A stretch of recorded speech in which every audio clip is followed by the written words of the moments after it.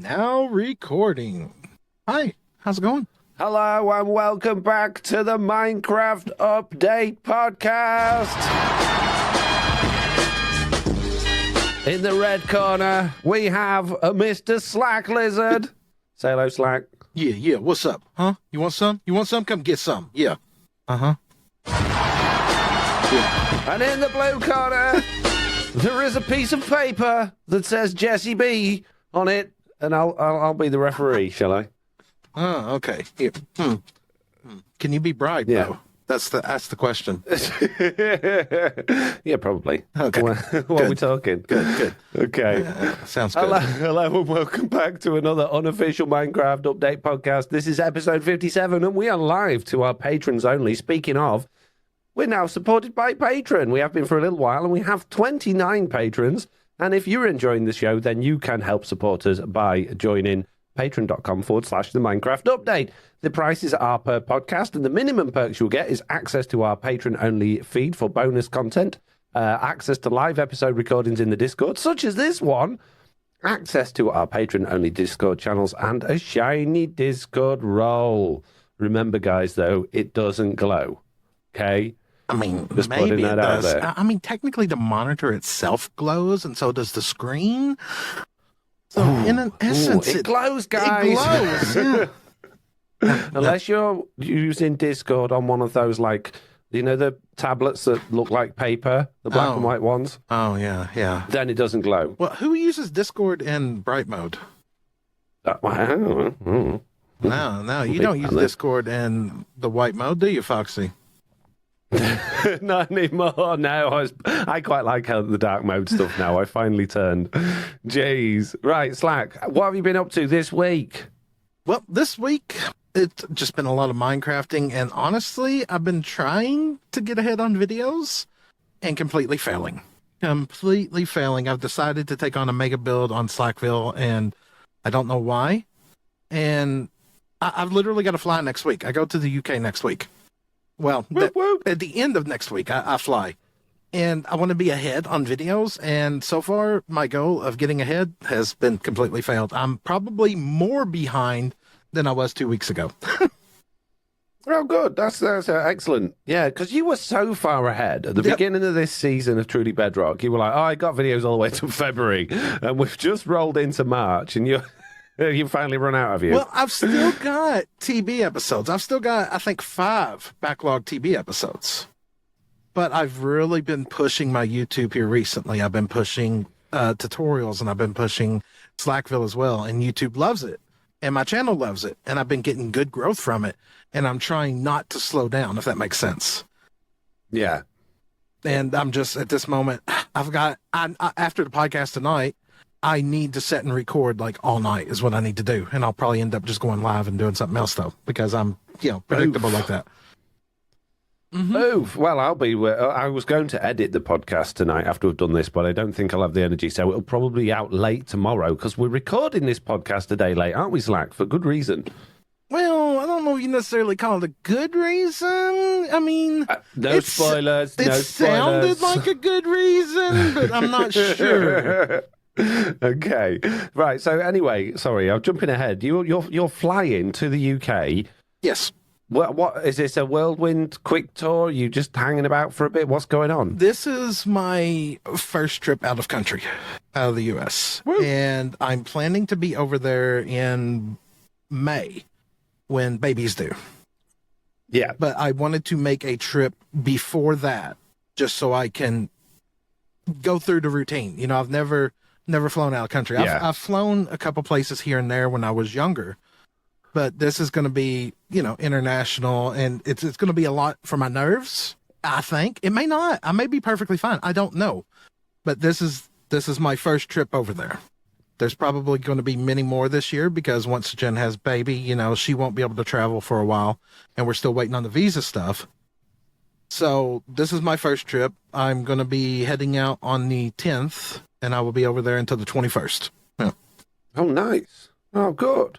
Well, I think the only stressful thing I find about flying, unless you'll obviously have a fear of flying, is it's just the airports. Airports are a nightmare. Yeah, that's the only thing that concerns me is the delay airport. or something. Yeah, that's You the know, only thing. or you realise you turned up and you've forgotten your ticket, or you can't find your passport, or something like that, or you've put your passport and your ticket in the luggage bag that you've now sent through into the baggage claim bit, and you're not in your hand luggage. You know, those are the sorts of things that stress me out. But providing you don't do that, it's pretty plain sailing, really. Yeah, this one I've got to go through a few layovers. Now, we've already started looking for the one in May.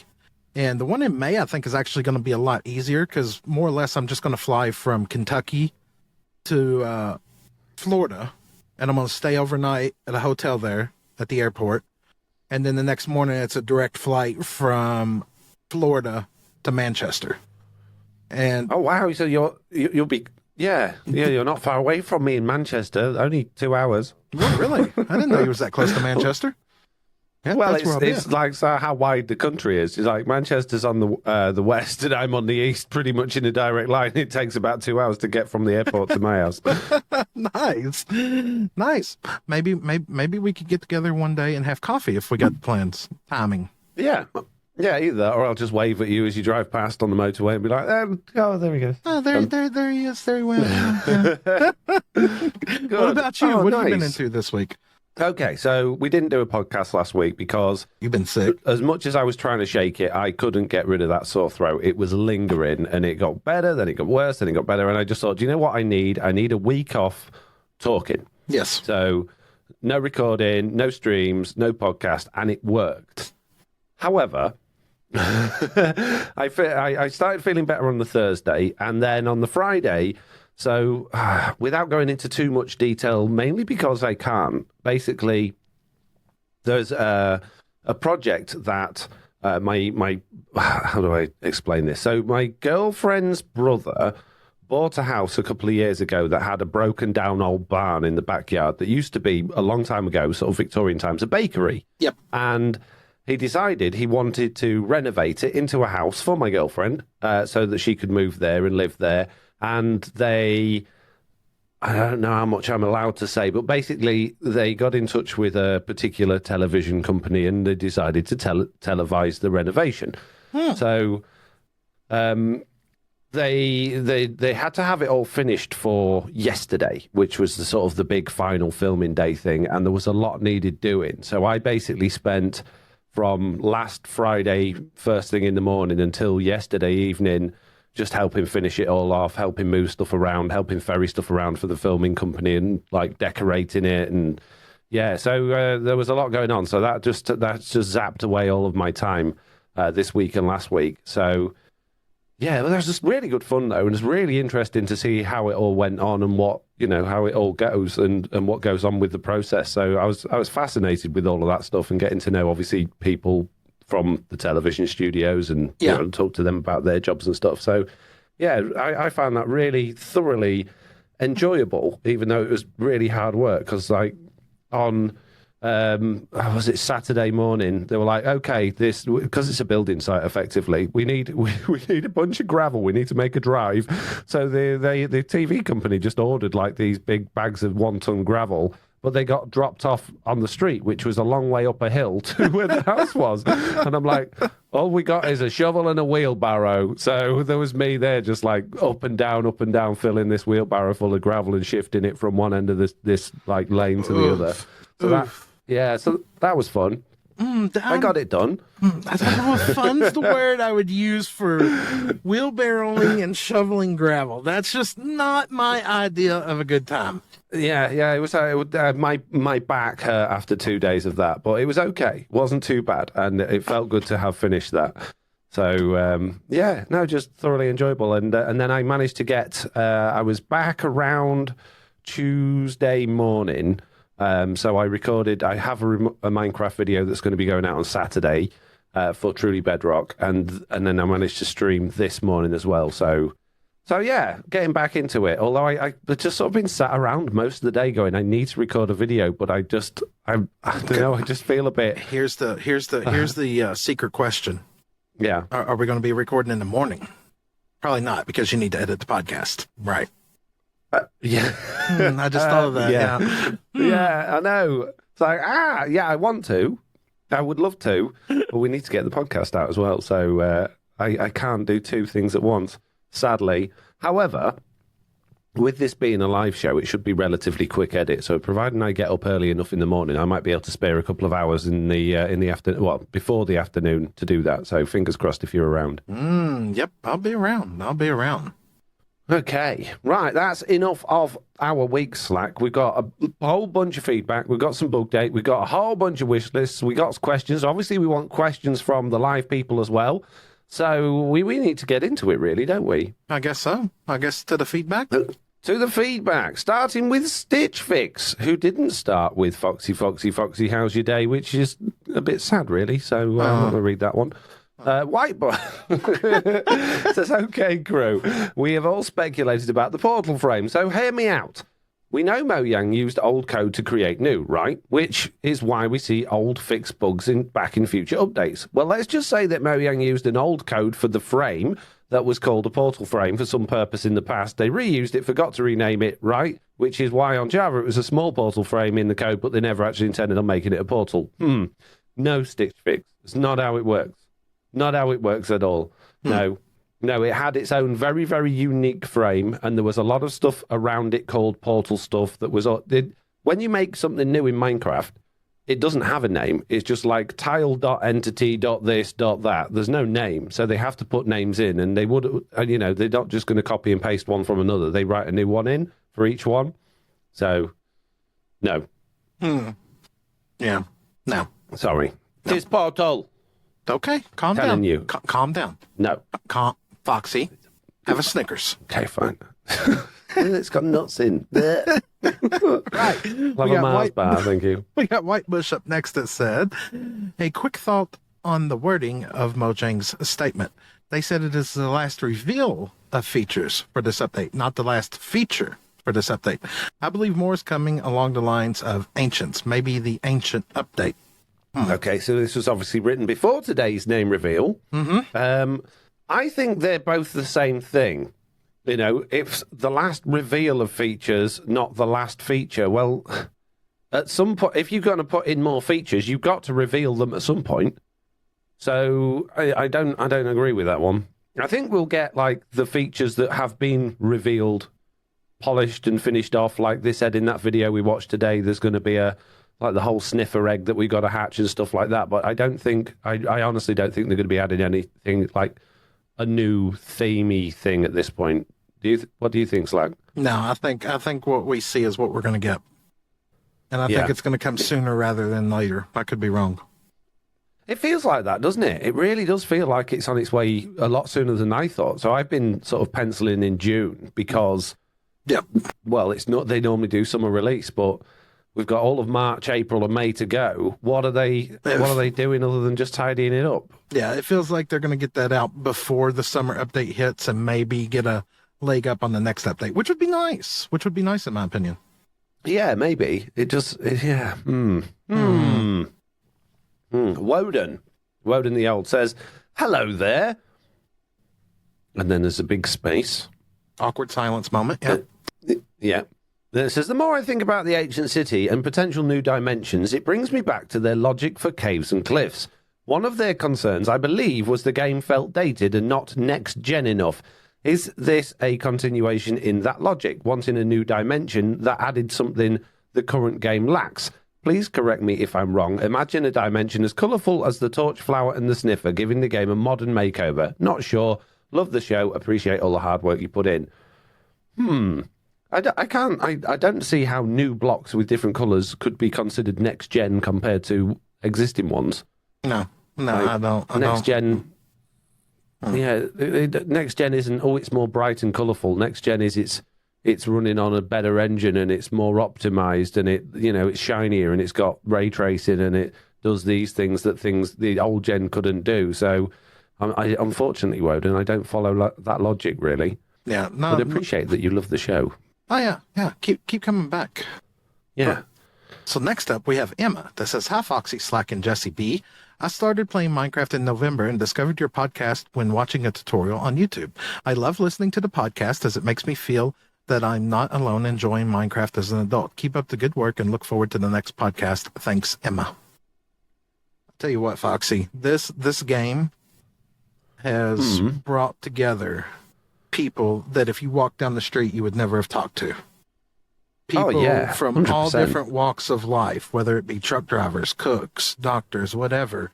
The people that you meet playing this game, not just kids, but adults, lots of adults, people even older than me that just enjoy Minecraft. So you're definitely not alone out there, Emma. Definitely not. No, and thank you. I'm so glad you found it. I'm so glad you enjoy it. So, I really appreciate you listening. And I appreciate all of you listening, not just Emma. So don't stop listening, guys. We need you. Yes. Jeez. Yes, more listeners. Tell your friends. Yeah, share. It's all good. Vamplix says, hello, podcast crew. When trims for tools were mentioned, Foxy said something about being too overpowered. I don't remember saying that. I thought that maybe if you were to have something like a golden trim, you would lose durability. Thanks for reading. Vamplix was slain by an iron golem because apparently I hit it. I think I said it would be overcomplicated rather than overpowered.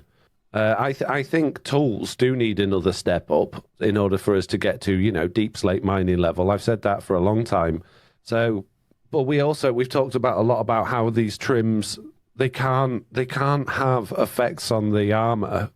But let's just ignore the tools idea for a minute, because then everybody's going to want, right, let's say there'll be a good, if you've got this helmet and these chest plate and these trousers, then you're immune to everything, and everybody will just have all of those. And the whole point of the armor trims is to make everybody be able to express themselves differently. And that's what Mojang wants out of it. They don't want it to be another Everybody just set rushes of netherite armor. netherite. Yep, exactly. They don't want a meta. You want to have people who can do whatever they want. And if you have one type, if I put on this helmet, I don't have to worry about pigment. If I put on this, I don't have to worry about lava. And no, as much as it sounds exactly. good, no. Yeah, and they obviously want us to have these different effects from gold for the piglins and leather for the snow and whatnot, so that we, that's part of that. So not everybody's just going to be in netherite armor with some kind of trim, which I think most people will have generally. But I think in their minds, they're going to be like, well, people will want to trim their gold armor for when they're in the nether, and they'll want to trim their leather armor for when they're in the snow and stuff like that, which I don't know if people will waste 7 diamonds a time doing for just gold and leather. But I think that's the idea. The whole thing feels a little bit broken to me, because as much as the different trims are very nice and it does allow for a massive amount of customization, it kind of feels totally pointless being able to have them on the different types of armor, because effectively everybody just wants netherite, right? Yeah. Yep. It's like you just shared your puppy cam. Yep. We not got to questions yet. It's fine. Jeez. I seen it. I figured I would do it. Calm down. Okay. Fair enough. Right. So, you know what I mean with that, though, right? Does that make sense? Yes. It makes 100% sense. 100%.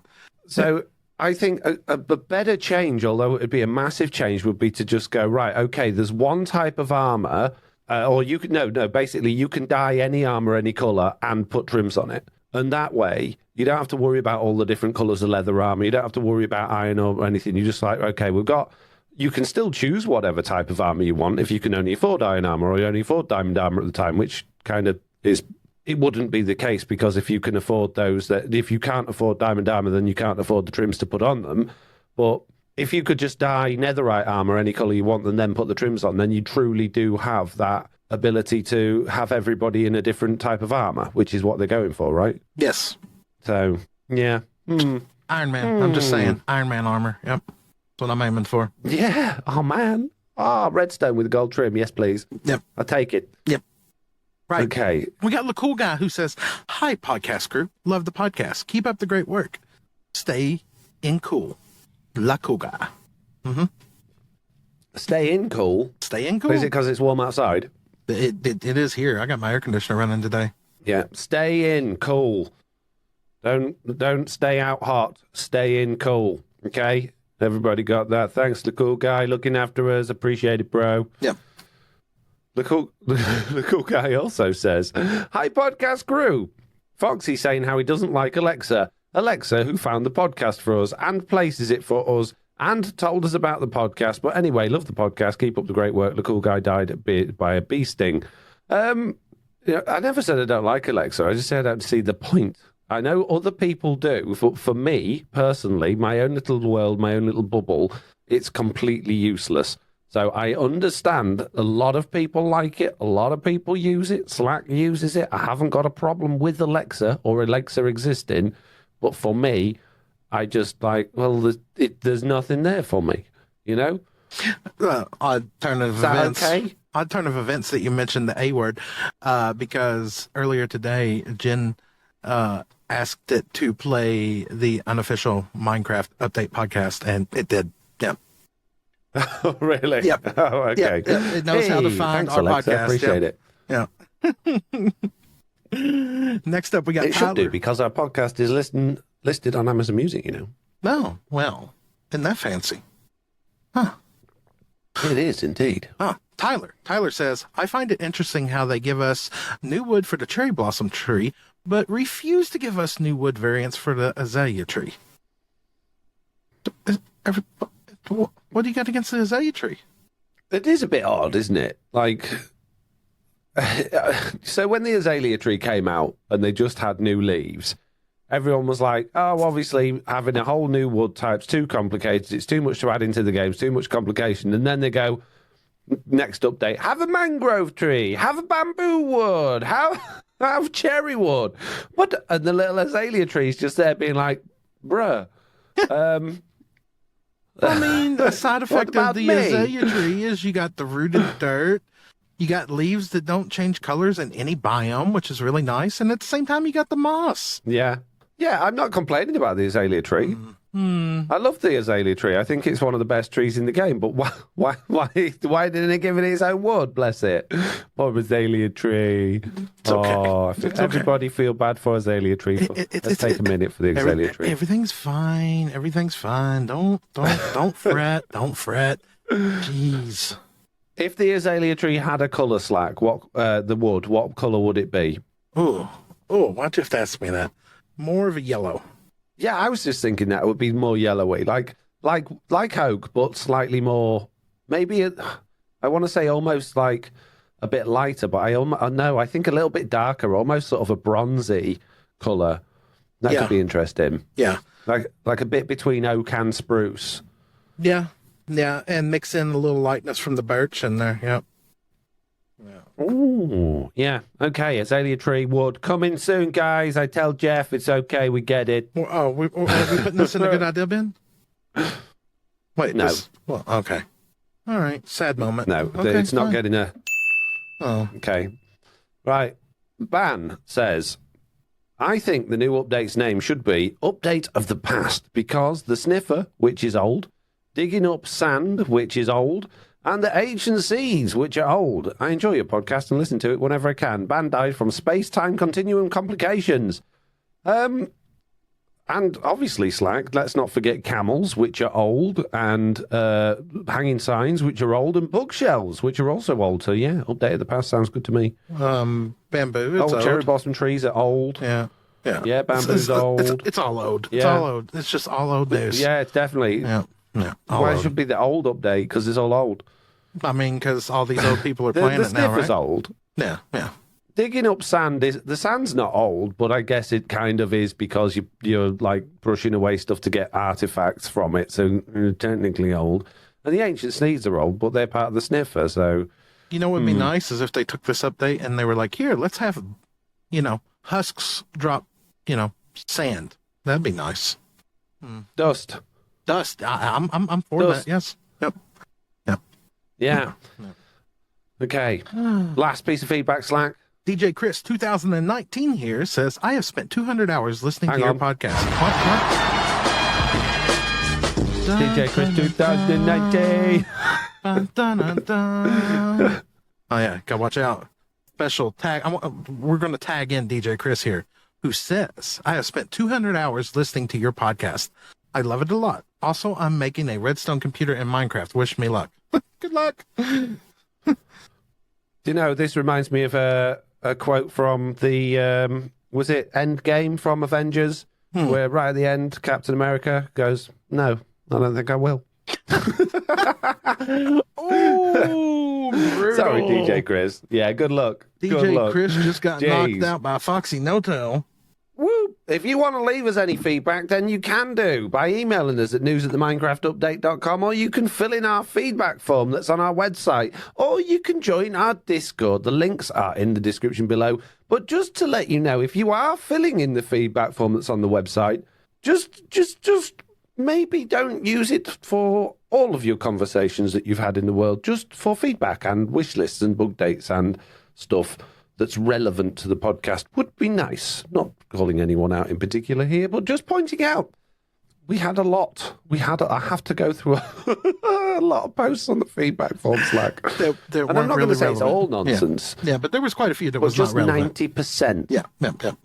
We still love you. This we appreciate week, you. although we technically got we've got 2 weeks worth, so there was going to be more, but there were 31, and out of those 31, about 6 of them ended up on the podcast because the rest of them were, in the politest way possible, totally irrelevant nonsense. We still appreciate you. There was a lot. Yeah. No, there was a lot this time, and a lot of it did get in, but there was some very, very strange things in there. So yeah, we do see what you write, peeps. So just be aware of that. We just may not always use it, as we said before. Exactly. It's time for the news Slack, and we have a whole plethora of news. We have many, many news.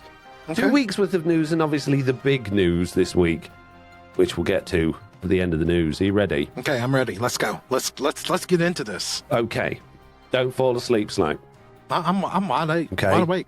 Good. Minecraft Bedrock stable release 1.19.63 came out, and it's a game changer, Slack.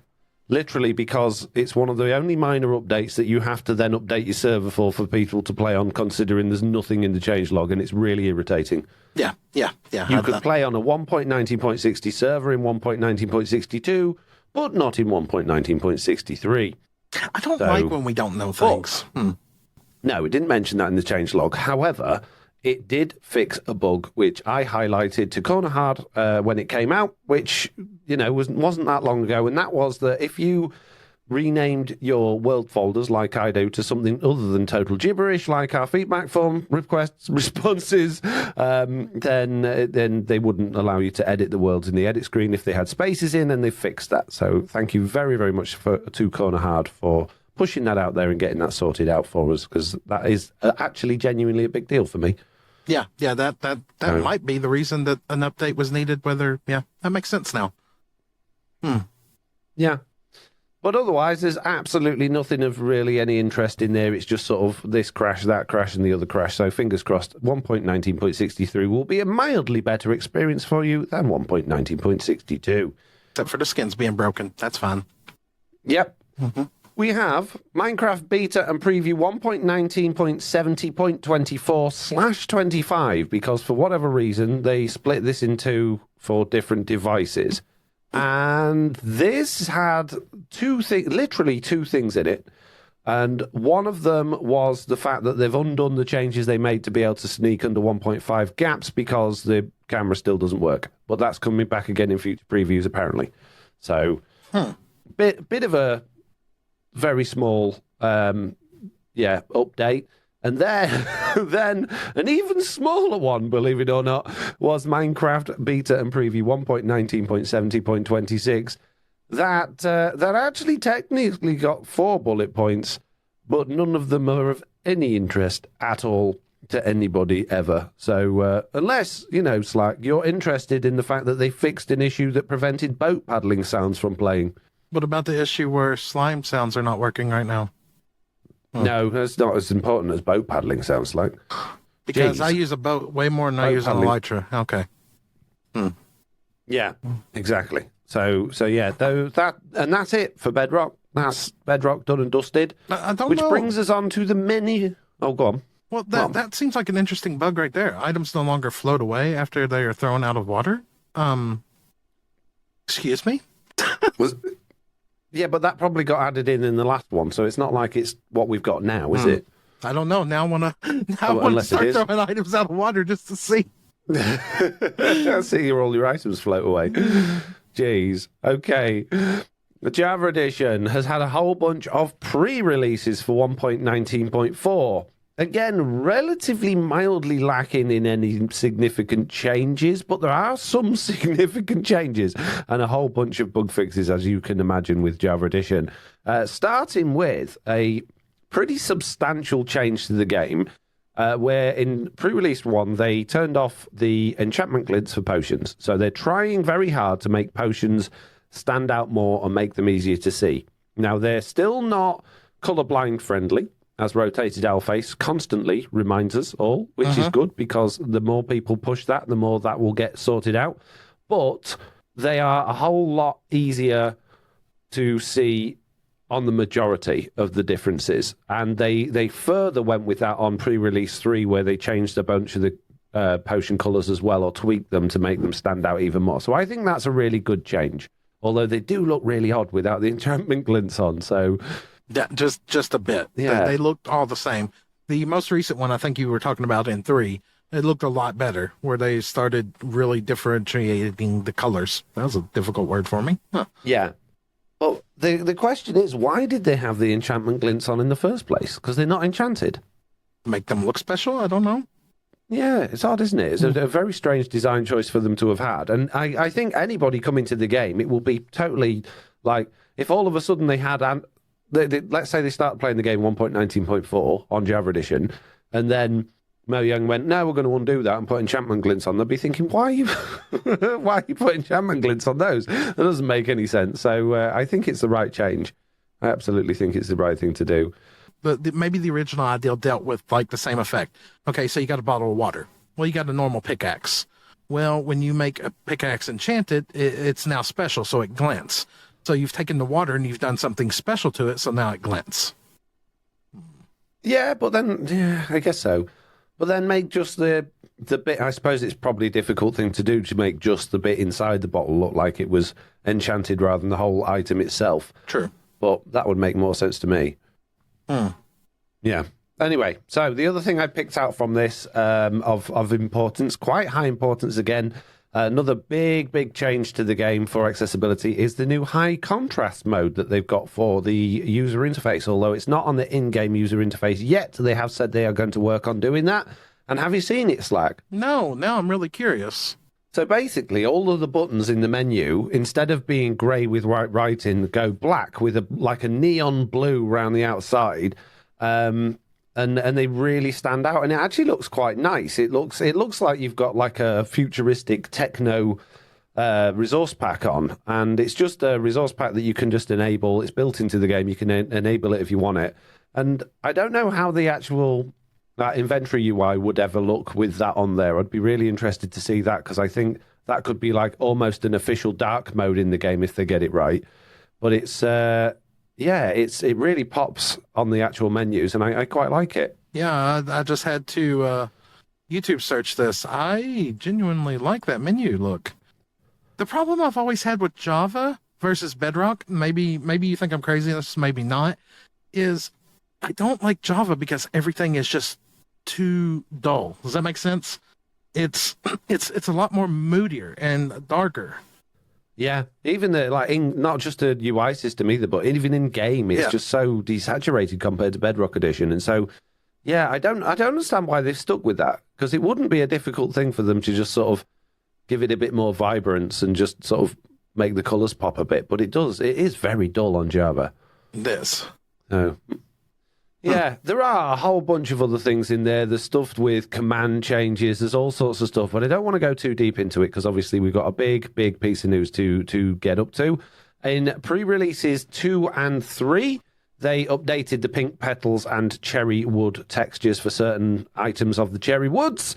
And they've also updated the decorative pot model, which is technically for 1.19.20. So that'll be in the sort of experimental sections. And then in pre-release 3, like I said, they've changed the potion colour changes. They've improved the archery pottery shard change, which will be for 1.19.20. And they've also added a new feature, which is if you press F3 and S, it will dump the contents of dynamic textures like atlases and maps to the screenshots debug folder. So basically, if you want to take a screenshot of a map you're holding, you hit F3 and S, and you just got a file with your map on it, which I thought was really cool.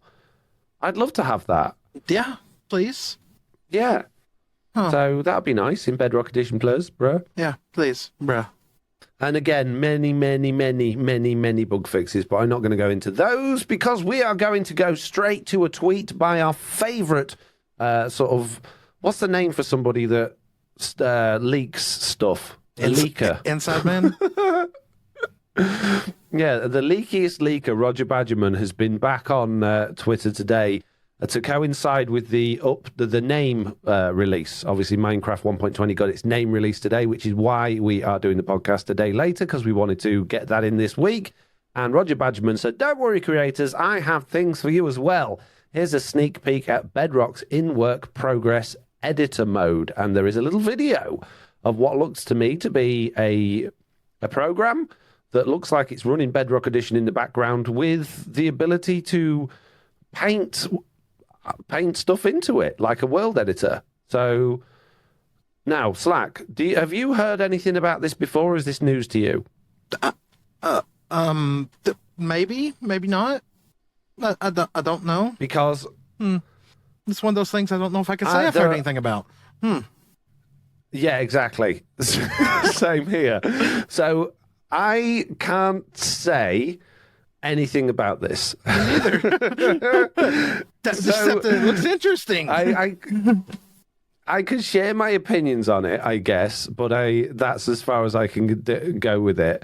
And based on purely this little video that we've got, rather than any other information I may or may not have, it looks interesting. I can't imagine this is going to be useful for absolutely everybody, but anybody doing, like, making maps for Minecraft, marketplace people, moddy people, I think this could be a massively useful tool because it's basically Amulet, but probably works a bit better. It also reminds me of World Editor. No. Yeah, like the Java mods. Yep. So, yeah, I have no idea how, when, why this is going to exist, but I hope it will. Yes, please. It could just be fake. Could be fake. Don't know. Might have made it up. Who knows, Slack? It looks really good, and considering the source, they're usually pretty right about things. Yeah, but I can neither confirm nor deny whether they are because I don't know anything about it. I don't know nothing. No, nothing at all. Okay, right. Okay, that's enough of teasing you with all of the other news stories. We are going to go into our main news story, which was a video released on the Minecraft website today, which has been hyped up for a couple of weeks, and a video called Minecraft Monthly, and it was the 1.20 name release. And before we talk about the name, I want to... Did you watch the video, Slack? No, I just got home a while ago. I know what the name is, but I haven't watched the video, no. Okay, so let me tell you all about the video. Okay.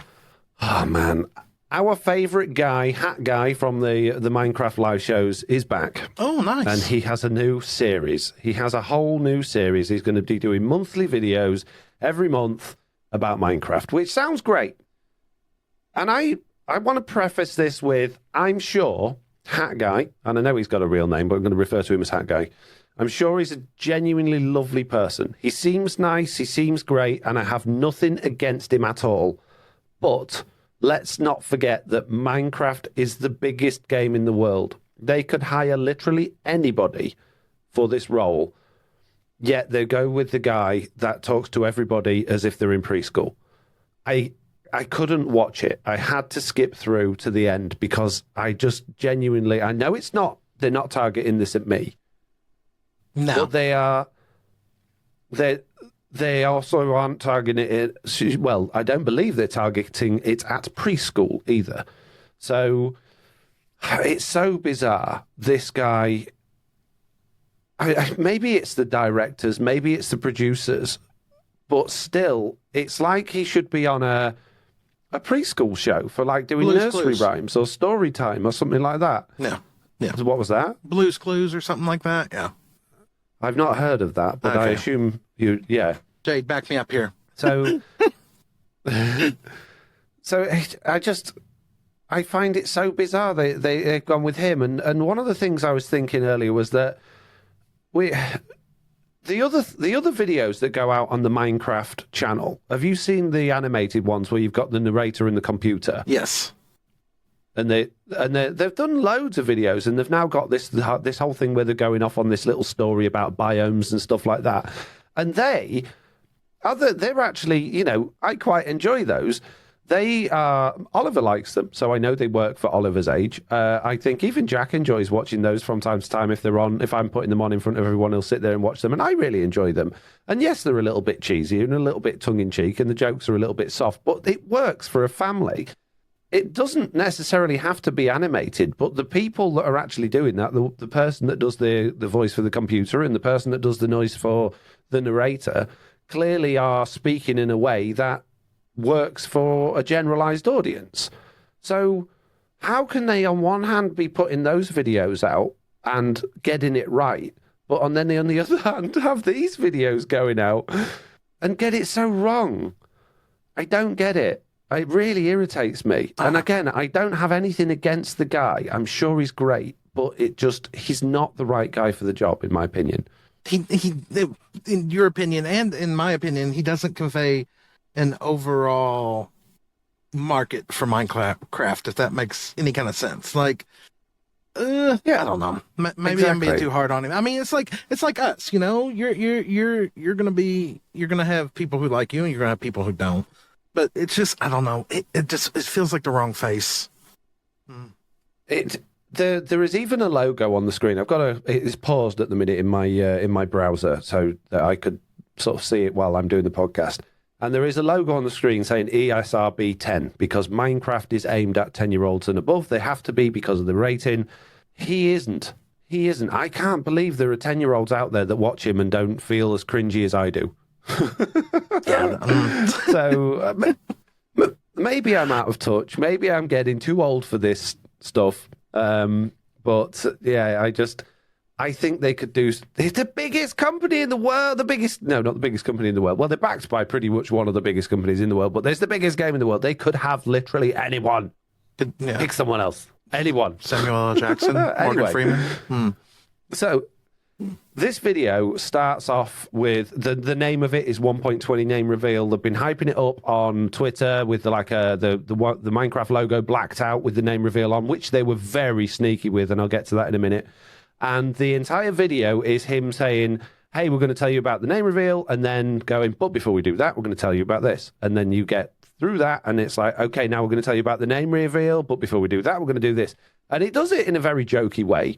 And the joke, it does get old by the end of the 8 minutes, an 8-minute long video, but it is very much hey, we've hyped this up, and now we're going to tell you about all of the features that you already know about coming for Minecraft. We're going to tell you about Minecraft Dungeons, we're going to tell you about Minecraft Legends, and we're going to also tell you about our sponsorships with Crocs and Lacoste and all that sort of stuff. And eventually they finally get to it, and it's the 10, not even 10 seconds worth at the end, where it's like, it's going to be the Tales and Trails update, which, for me, again, maybe I'm just different to everybody else. You get to the end of the video, you've got all of this. We've had hype on Twitter, we've had hype from them, we've had hype. You get to the end of the video and you're like, oh. That's it? Okay. Yeah, so, and it's not a bad name. If they'd have said it's the Tales and Trails video at Minecon, fine. But it doesn't, when they're hyping it up this much, you're expecting a reveal. You're expecting ooh, okay, I wasn't expecting that. And it wasn't. It's just oh, okay. Okay, Tales from Camel. Where's Trails? I don't. No, Tales as in stories, not Tales as in camel. Trails as in you're going to have to go literally everywhere to find your netherite upgrades and your drama trim updates, I think. It was all about, Agnes said very, very briefly right at the end that it's about, this update is about giving players the ability to tell their own stories, and we can't wait to see all of the new stories that people, create in Minecraft thanks to this update. And I think it's a stretch, but it's fine. It's harmless. It's inoffensive. It's just a name. Doesn't explain anything or do anything. And I think that's fine because the update itself was so mishmash. Who could have come up with a decent name for it anyway? That's fair. That's a fair argument. But they were sneaky, Slack. How are they sneaky? So, okay. So on Twitter, obviously, as I've already said, they had a blacked out version of the logo, yeah? Yes.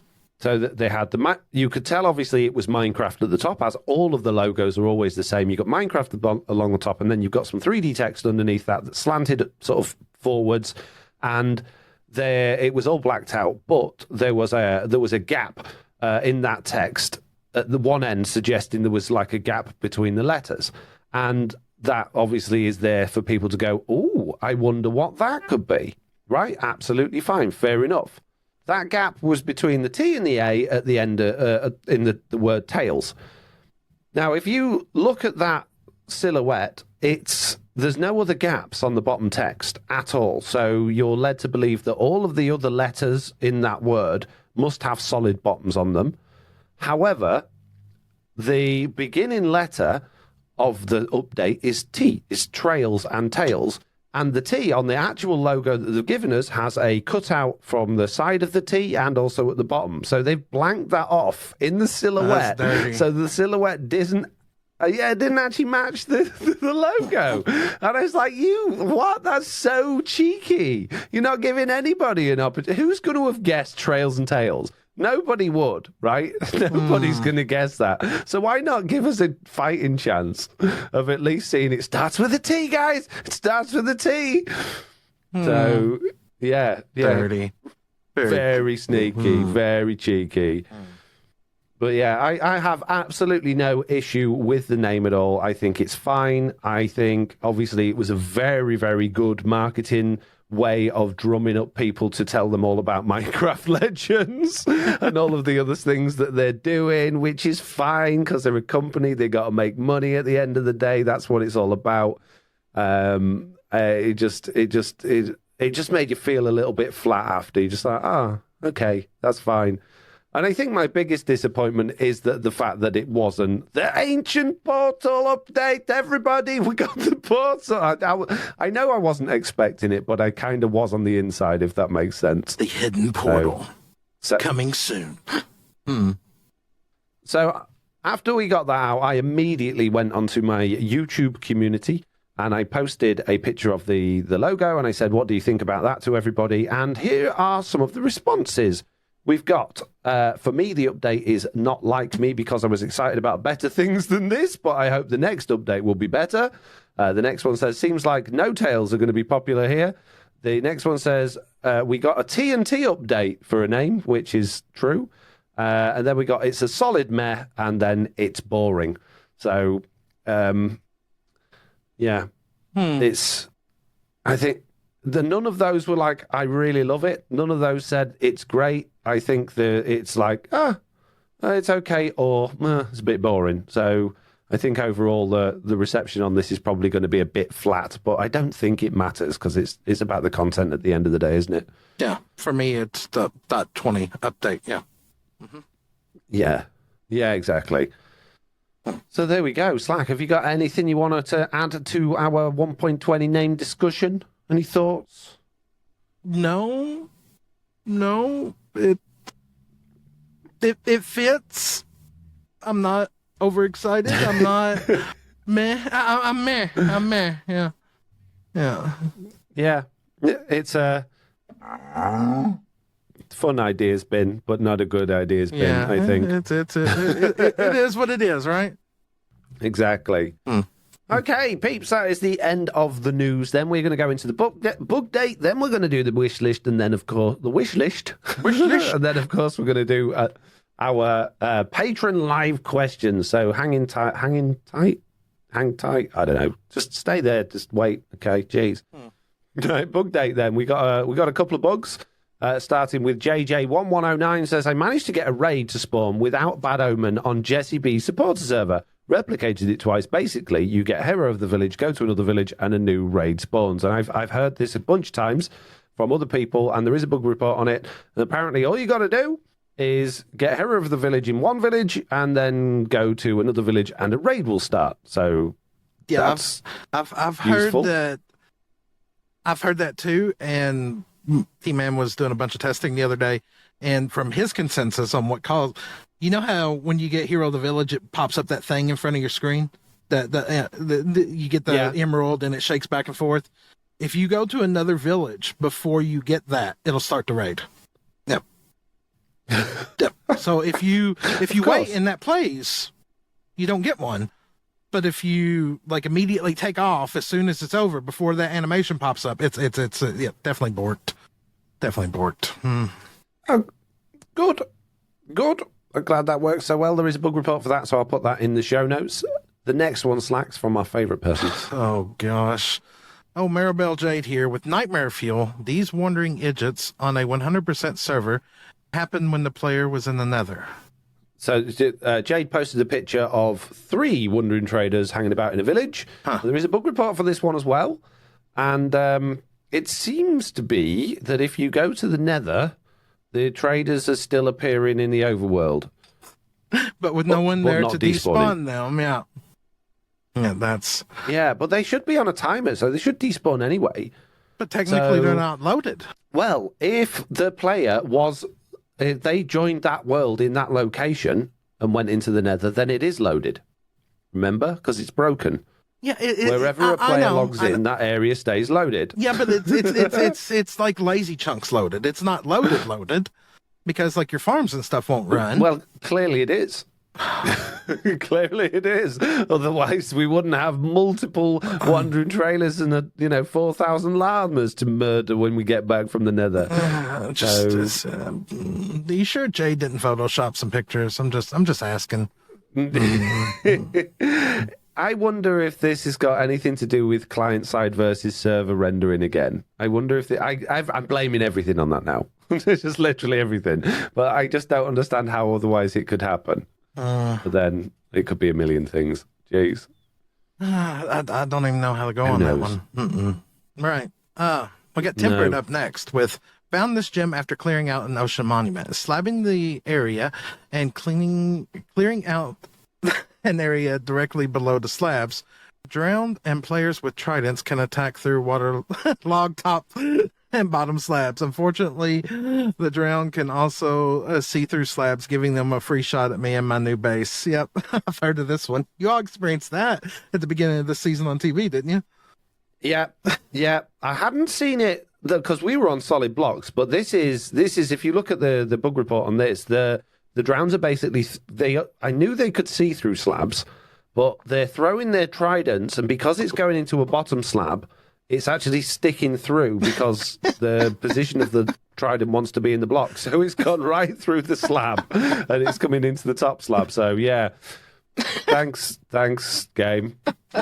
So, again, we got a bug report on that one. I will share that one in the show notes because that's good. Just silly. That's really good. That's nice. Yeah. Snormarks.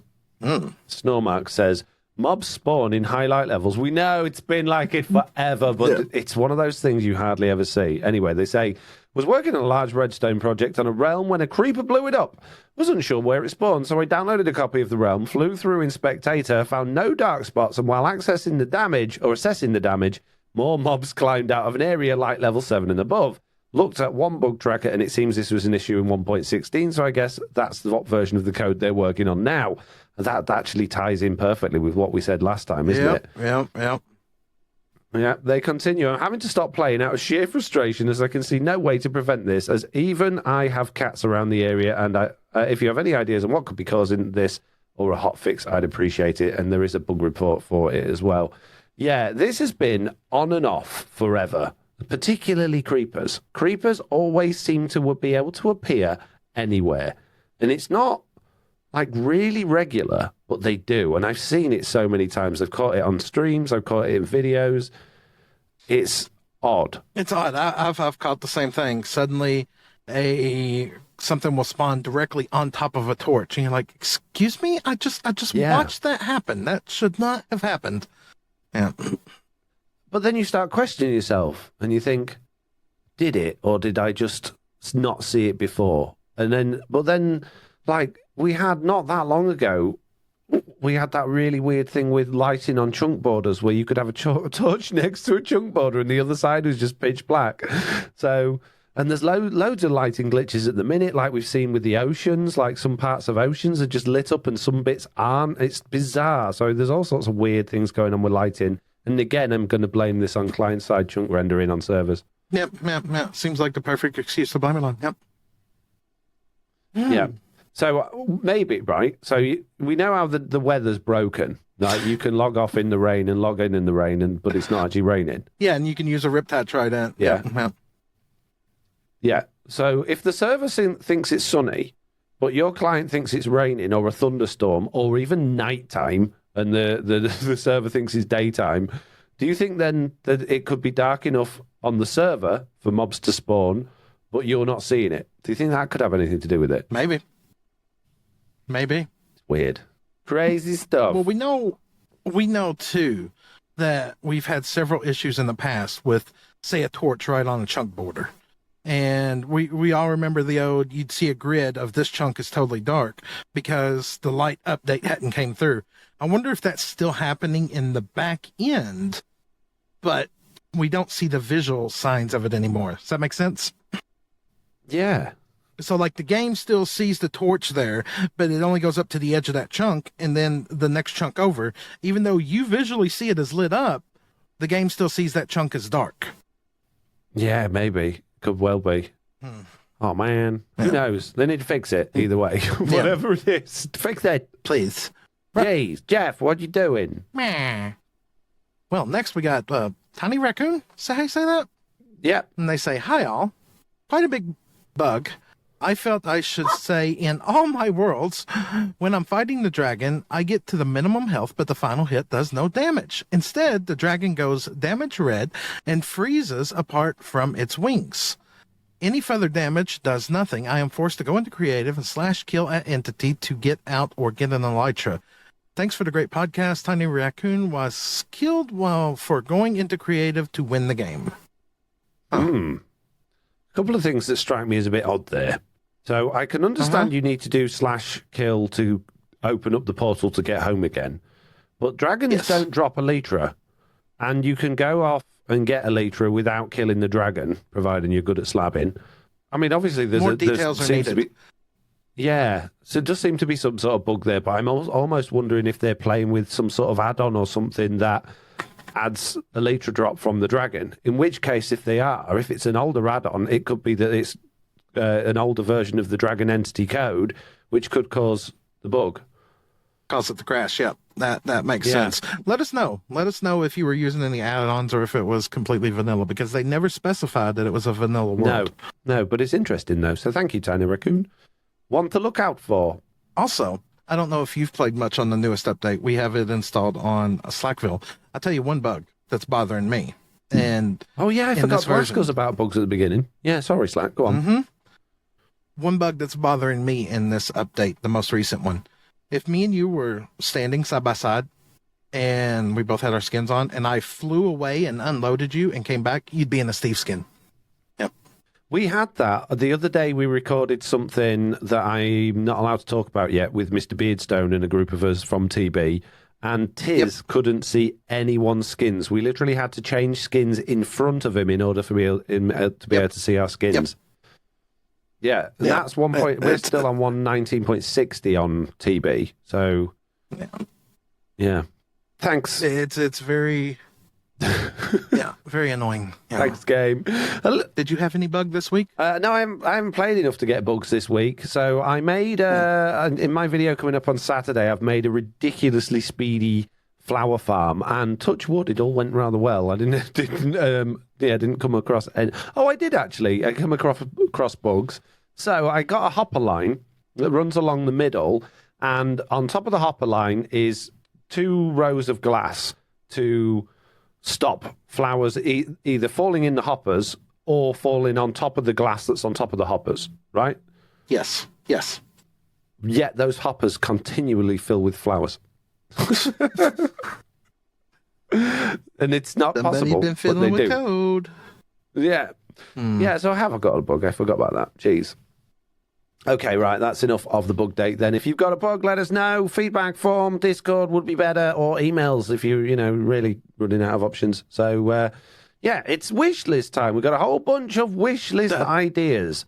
So that's a big list. You're going to read the big ones, right? Yeah. Yeah, I'll read the big ones. I'll save the little list for you if you want. That's fine. Okay, we're starting with Preston. That says, this isn't an inventory update wish, but I might be inventory adjacent. I would like to craft a chest together with a crafting table so the crafting menu is available when looking at the contents of the chest. I have a couple of farms that require so much crafting of the output it becomes tedious. The main offender being a gold farm that produces more nuggets than anything. Moving items from a chest to inventory to craft is awful after a few double chests. I've gotten to where I just take an axe to the chest, pick up the items off the ground to craft, then put a chest back down when I'm done. I will say I like the method Slack is using on Slackville for the gold farm there, but I wish it wasn't needed. I should mention I play on mobile where moving items around in bulk is extra painful.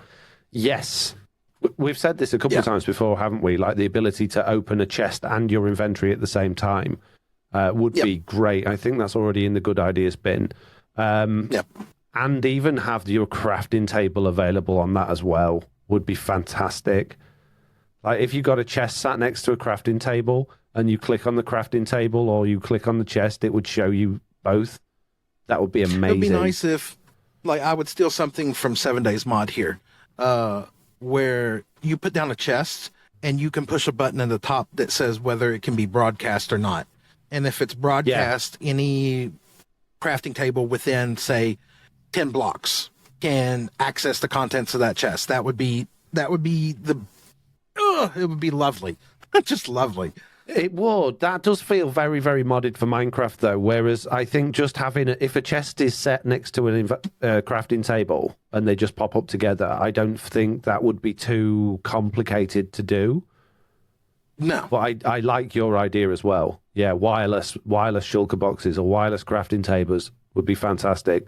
Yeah. Yeah. So it's just broadcast within like 10 blocks. And that could be even handy with, like, you could even take that a step further where you were building and you went to pick block and it's like, oh, you're within this many blocks of this chest. Well, here, you can have this block out of it.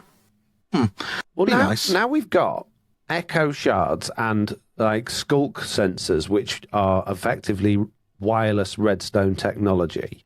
I don't see it's a massive stretch to implement those features into a wireless signal thing. So let's say you could maybe, I mean, we always say echo shards, but this is actually a useful use for them that I think would make sense. If you could like have a slot in a chest where you pop an echo shard in there and it made it like broadcast the contents of that chest to other things like crafting tables and workbenches and whatnot. I think that could be good.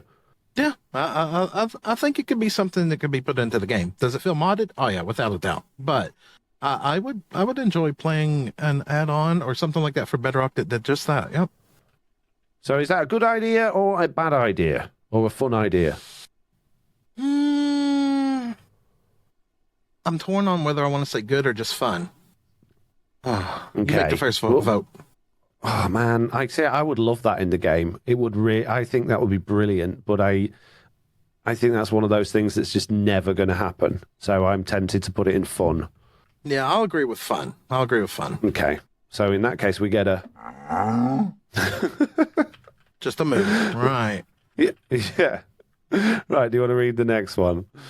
Yes, we got Eye of the Night up next and says, opening shulkers and ender chest from inside of the inventory. Also put a hopper on the bottom side of a crafting table, and it will take the output and push it into a chest. So you're wanting auto crafting? And opening shulkers from inside the inventory, that's a Java mod, isn't it? Yeah, we do. And again, we've just kind of covered that with that top one as well. We said about, being able to open a chest with your inventory showing as well. Yeah. I think that should happen. I think doesn't matter, whatever chest you're looking in, it should show your inventory as well. Which it does actually, doesn't it? Yeah, but it doesn't with shulker boxes and ender chests. Oh no, ender chest it does. But oh, I see. So, no, I'm getting confused. This is opening them from inside your inventory. Yeah, right, open them from inside your inventory. You can certainly see the contents with the Java Edition mod. Yeah. Well, there's even mods where you can't open them. I know for a fact there are. Yeah. Is there? You can have like a shulker box of stone in your inventory and open that shulker box while it's in your inventory and pull stuff out. Yep. Yeah, I wouldn't mind that. I'd be happy with that. Yeah, I actually like that. Well, then what's that say? Also put a hopper on the bottom side of a crafting table and it will take the output to push it to a chest. So, well, that's not... I haven't got a problem with that either. Why not? Unless you're going to have more accidental crafting there. Like you'll pop something into the crafting table and you'll be like, no, I didn't mean to make that. And well, it's gone. it's not necessarily... The problem with that one is you're wanting to put a hopper underneath of a crafting table going into a chest, right? So say you're going to craft prismarine bricks and you craft 50 stacks. Well, that hopper can't handle 50 stacks. No, it can't. So it's only be able to do, like, if you... that's something you're obviously bulk crafting, but let's say you just, like, crafting a stack of something, like wood. You know, we've all been in that situation where we've got nearly full inventory and you need to craft wood logs into planks in order to make chests because you need more hoppers, but there's not enough room in your inventory to make the planks. So, just being able to do that and have those items not just fall off onto the floor somewhere, just go somewhere, I think would be good. Or even if it's just like, even if you've got inventory space and rather than it just sitting there in that corner, you can just keep tapping it and letting them go into the hopper until it fills up. I really don't have a problem with that. No, the more I think about this, the more I don't. Because if you don't want to do it, you just don't put the hopper underneath of it. Exactly. So good idea? Yeah, I like both of them. Good ideas, yeah. There we go. We got a good idea. This is good ideas, guys. Thanks, Eye of the Night. Oh, look, it's our favorite person up next. Mm-hmm. Yeah, I'll tell you what. I'll leave that one for a minute. I'll read this one, and then you can do that one, yeah? Whoa, yeah, okay. All right. Whoa, you're moving things on me. Brainoslav says, in episode 52, you talked about potions that would activate only when they were needed. So I remembered that I had already seen this idea somewhere else with a potion-filled totems with potions, which seemed really good. But it seemed to me that another totem wouldn't be a good addition to Minecraft, so I came up with the idea of a potion-filled Warden Bones. Oh, okay, Warden Bones potion, I guess is what they mean with that. My idea is that you should be able to get the bones from the Warden's chest when you kill him, and also that because bones are hollow, you could fill them with potions. Oh, no, he's on about, what, storage for potions? That's all. I'm sorry if some of my grammar is bad. I'm not an English speaker. That's all from me. I hope you're having a great day. So you get the bones from a Warden's chest, and then you fill those with potions. Why? And why are they hollow? I don't know. This reminds me of an old mod. This reminds me of an old mod that I did a long, long time ago, like even before TB, where I took totems and made replica totems so you could have like a totem of haste or a totem of fire resist or a totem of this or a totem of that. Huh. Yeah, it seems too complicated for me to wrap my head around, to be honest with you. I don't think it's going in the good or the bad, the fun ideas bin. So for me, it's going to get a... It's overly complicated, yeah. Mm-mm. Yeah. Although I like the idea of being able to get the Warden's bones, but not for that. I thought you were on about like getting Warden's bones to make a potion with, so that made you like immune to the Warden for a minute or two or something. Deodorant. Deodorant, yeah. Anti-sniff. Okay, right, there you go, Slack. Oh, boy, here we go with Jade again. And their wish list today is, I want the splash potion to be affected by how far you jumped from. The higher up you jump from with a cap, the louder, more immersion of the sound you would get, and dropping in from one block would be a small splash sound. I made a mod for that here. Not potion. It's she wants to basically, when you fall in water from like really high up, it goes splash. Whereas if you just jump in it like a puddle, it goes splip. Yeah, I seen somebody make a mod for that here a while back on Java that did exactly that thing, and it also affected like waterfalls and stuff like that. So if the water fell from a very high spot at the bottom, you got the like wave effect from it, and if it was just barely flowing, it was just a little trickle. Yep. Oh, that's quite cool. I think it's too much for Minecraft, personally. I don't think it's needed. But, but I wouldn't. If they added it to the game, I'd be happy with it. I don't really feel a desire for it myself. I'm not opposed to putting this in fun ideas bin. Fun ideas, maybe. I almost want to say not a good idea, so we'll go with fun. But oh, okay. I'm going. Yeah, I think we'll give Jade one this time because we've been pretty mean to her for no particular reason other than that we find it entertaining to do so. So there you go, Jade. I've got plenty of reason. I've known Jade for a long time. Kentucky Hick said, watching back Foxy's stream this morning, I had a thought. Can't remember if it's been discussed before, but what if you could use your levels to somehow mend your tools? Not repairing on an anvil, but a way to transfer XP you've collected to transfer mending to your tools directory, maybe through a repair station. Yeah, you got 50 XP sat there on that little bar, and you just want to mend stuff. Yeah, why not? Just use the XP you've already collected. You are walking XP storage. Why? You can use it on an anvil. You can use it on an enchanted book. Why can't I just pop my item down and just be to use the levels I've already got? Yeah, or even if I could reverse, we talked about the bottle. What if I could just pour my experience into, what is it, the catalyst? Yeah, that'd be nice too. Yeah. Yeah. So I'm happy with that one being a good idea. Yeah, I'm fine with that. Yeah. Okay, good. We got a ding. Right. Next. Next, we got white brush. Short and sweet. Hanging item frames, or at least the ability to put an item frame on both sides of a hanging sign. I got a better solution for this. Because item frames are laggy. Okay? Yes.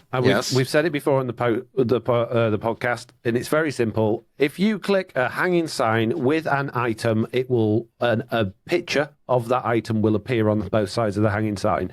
So basically, they would have the item texture just coded in so that if you clicked on that hanging sign with an apple or some beef or a bone or whatever, it would just transfer that to that hanging sign as an emoji. So you wouldn't have any text on there. It would just literally be the I think that would look great. So you're saying more or less the equivalent of the sticky items that you've made on TB, but as soon as you just, if I'm holding an apple, I just right-click on a hanging sign and immediately it becomes a hanging apple. Yeah, but you'd still have the hanging sign would. It would just have an apple item, image on it. So instead of text, it would just be like a picture, yeah? So it would consume the apple. Yeah. I think that'd be great. Or you could even go further with that, although it would be complicated, and be okay, well, we've got a loom where we can add different items to create different patterns. Maybe we could have a thing to do the hanging signs, like a little table to, we'll put the hanging sign in that slot, we'll put an apple in that slot, and we end up with a hanging sign with an apple on it or something, if they wanted to go down that route, rather than it just being click on it with an item. But, yeah. Or if you took just the blank painting, or if you just took the blank painting and just been hey, I want this painting to be of an apple. That'd be cool. Yeah. Yeah. Yeah, so there's many ways to go down this road. I think it's a good idea. Yeah. Okay, so I'll make some amendments to what Whitebush has said, and I will put in that in the good ideas bin. Nice. Very nice. Okay. Good job. So now we have Brood. In fact, no, I should go do the Cool Guys because it's rather lengthy, and then you can do Brood. Yeah, that sounds good. The Cool Guy moving stuff. Yep. It says, "Hi, podcast crew. I have an idea. So we all know that there is going to be archaeology in Minecraft. So here's my idea. There should be gems you can get from the suspicious sand, and gems will be able to turn onto armor and used with the smithing templates. Different gems armor will give you different abilities. Red gem armor will no. I'm not reading any more of that. No, bad idea. No, sorry, the cool guy. No. Yeah, well, let's just skip to the end. The cool guy died from ego. Yeah, too much ego in that. Yeah, too much. Sorry, the cool guy, but it's too complicated already. We're not adding in a whole new gem system to the game just so you could know. No. Right. Brood 591 is up next and says the ability to make workstations non-linkable to villagers. Then we will be able to use them as our own and not have to worry about placing them too close and having a villager try to use it. I want to say yes and no on this. So fake workstations, I think, would be great that the villagers don't link to. However, I'm in two minds because the whole point of the workstations being added was for the villagers. They weren't added as decorative blocks, but they are very nice, a lot of them, and the barrel has a function, so they are decorative functional blocks. So On one hand, I think they shouldn't, and they should be the way they are to force you into doing things in a certain way around villagers. And on the other hand, I think, no, villagers are totally broken. I want to use those as decorative and not worry about the villagers. So, yeah, I'm going to go fun with this. I'm not going to say it's good. I'm not going to say it's horrible, but it's fun, but it's too far of a stretch. yeah. Okay, so we'll go. Here we go. Well done, Brood. Good job. Yep. You got to moo. Right, I'm going to throw Nobody's up there next, so that you've got Snags Cakes after that. Nobody says, I would like an enchantment called muffling. It would go on your boots and make you completely silent when doing anything like opening a door or opening a chest. Very useful when I'm raiding a base and robbing them blind. Not sure I like Nobody's attitude to playing on service, but okay. Nobody was caught stealing the Ender Dragon egg and had to flee the scene. Until next week, see ya. Swift Sneak. Swift Sneak exists. I think if you were in Swift Sneak, yes, your interactions with blocks should probably be quietened. I genuinely like this. I wish it was more, instead of an enchantment, something that you could name tag something with, and it made them. I'm torn on this because, like, I would like to have decorative mobs that were silent. Yeah. Well, what about chests and stuff like that? So that, like, because I'm thinking this is the realistically in survival useful for raiding ancient cities. So we got Swift Sneak so we can run about quietly rather than having to go on wall. But you still got a problem when you go to open a chest, or when you go drop down a block, or when you go to open something. Perhaps the Swift Sneak enchantment should help muffle sounds a bit, or maybe there should be a muffling enchantment. Maybe you could get it on gloves, right? You get muffling gloves.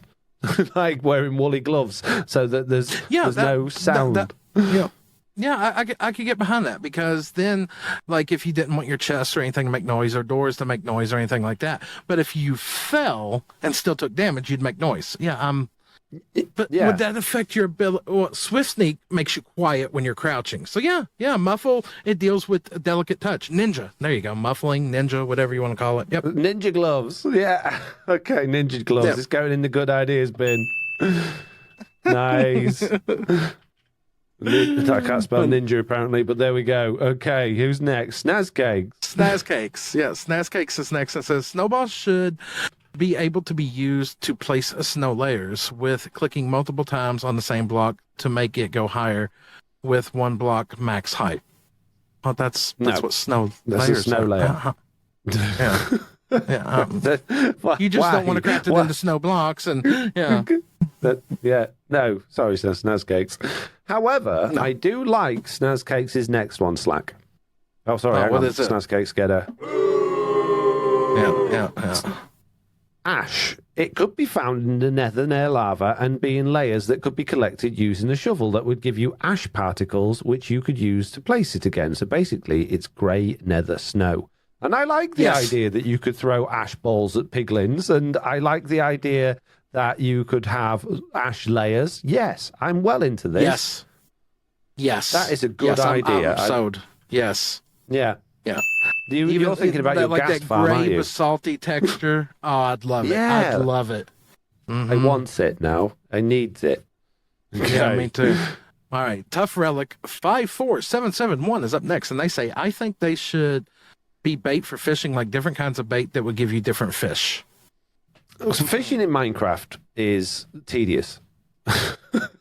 Yes. But I like and this idea. And now you want to make it more tedious. Yeah, but I like it. Like, let's say, okay, so we got lore, we've got look of the sea, we've got whatever else you can get on fishing rods, but it's still annoying when you've got the best fishing rod in the game and you spend 20 minutes just constantly fishing out boots, string, and sticks.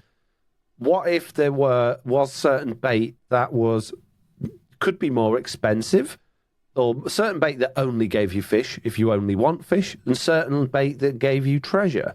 You know, if it would be more expensive and have certain durability, maybe like a golden worm or something like that. You know, and you've got to craft a worm, you get a worm for normal fish, and you get...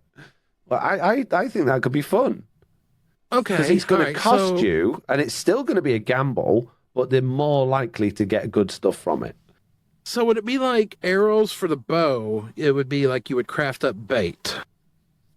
Yeah. And like if you use, like, let's just say worms, you dug up some mud and whatever, and you got worms. What else would We've you got have, though? rooted I mean, you're talking dirt, about different... which is basically worms hanging out of the out of the mud, Okay, right? It already okay. looks like it. Yeah. Okay, so you could use other things to fish with, too. Let's just go so far as to say there's other games, like chicken. There's chicken in the game. There's beef. What if... I don't know about this one. This is Catch a a hard piranha. I like the idea that you get a worm, right, and you throw a worm in and you're likely to get a fish, but you also might get junk. If you fish with nothing, then you're going to just get junk and occasionally a fish, right? So no bait, you get junk and occasionally a fish, because you might want to just go fishing for bowls and sticks. You fish with worms, they last a little, they've got a few, maybe they get 10 like casts and then it's gone, and you'll more likely get a fish. And if you get a golden worm, then you chuck it in again, it gets 10 uses, maybe even 5 uses or something, and you're more likely to get an enchanted book or a name tag or something. I think I like that idea. Yeah, I could actually get behind an overhaul on fishing. Yeah, I like that. Yeah. Okay, we're going for it. Good idea. Golden worms. Get a thing. Right, Slack. Their name is That John means it- Cena. I mean, what? Yeah. Oh. It is the end of the wish list, which means we're going into questions next. However, just to make the people that have patiently waited all this time wait even longer, I'm going to take a moment to have a miniature break. I had a thought, Slack. Our fishing bait thing will make some people very happy, i.e. Mojang, and make some people very sad, okay? AFK fish farms would mean your bait would just run out. So you would be constantly fishing with no bait, which means your majority of stuff you're going to get is going to be junk. How many times have Mojang tried to get rid of AFK fishing? This would get rid of it, yeah. It would. Well, it wouldn't, because you could still do it, and you would still occasionally get some fish, and you would still occasionally get some treasure because you got those enchants on your fishing rod, but just less likely to. So it would make it less appealing, and I think that's a really good thing. So I'm happy with that. Yeah, or then you could have an auto dropper set up to give you the special bait every so often, so you could do nothing but fish, nothing but the good stuff. I think you should have to hook it on your rod. I don't think you should I don't think it should be like arrows in your hotbar where it's just like it uses whichever one's closest to the fishing rod, although that would be ideal. I think it should be, or maybe that is a good compromise. But yeah, I was going to say you have to do like golden carrot thing.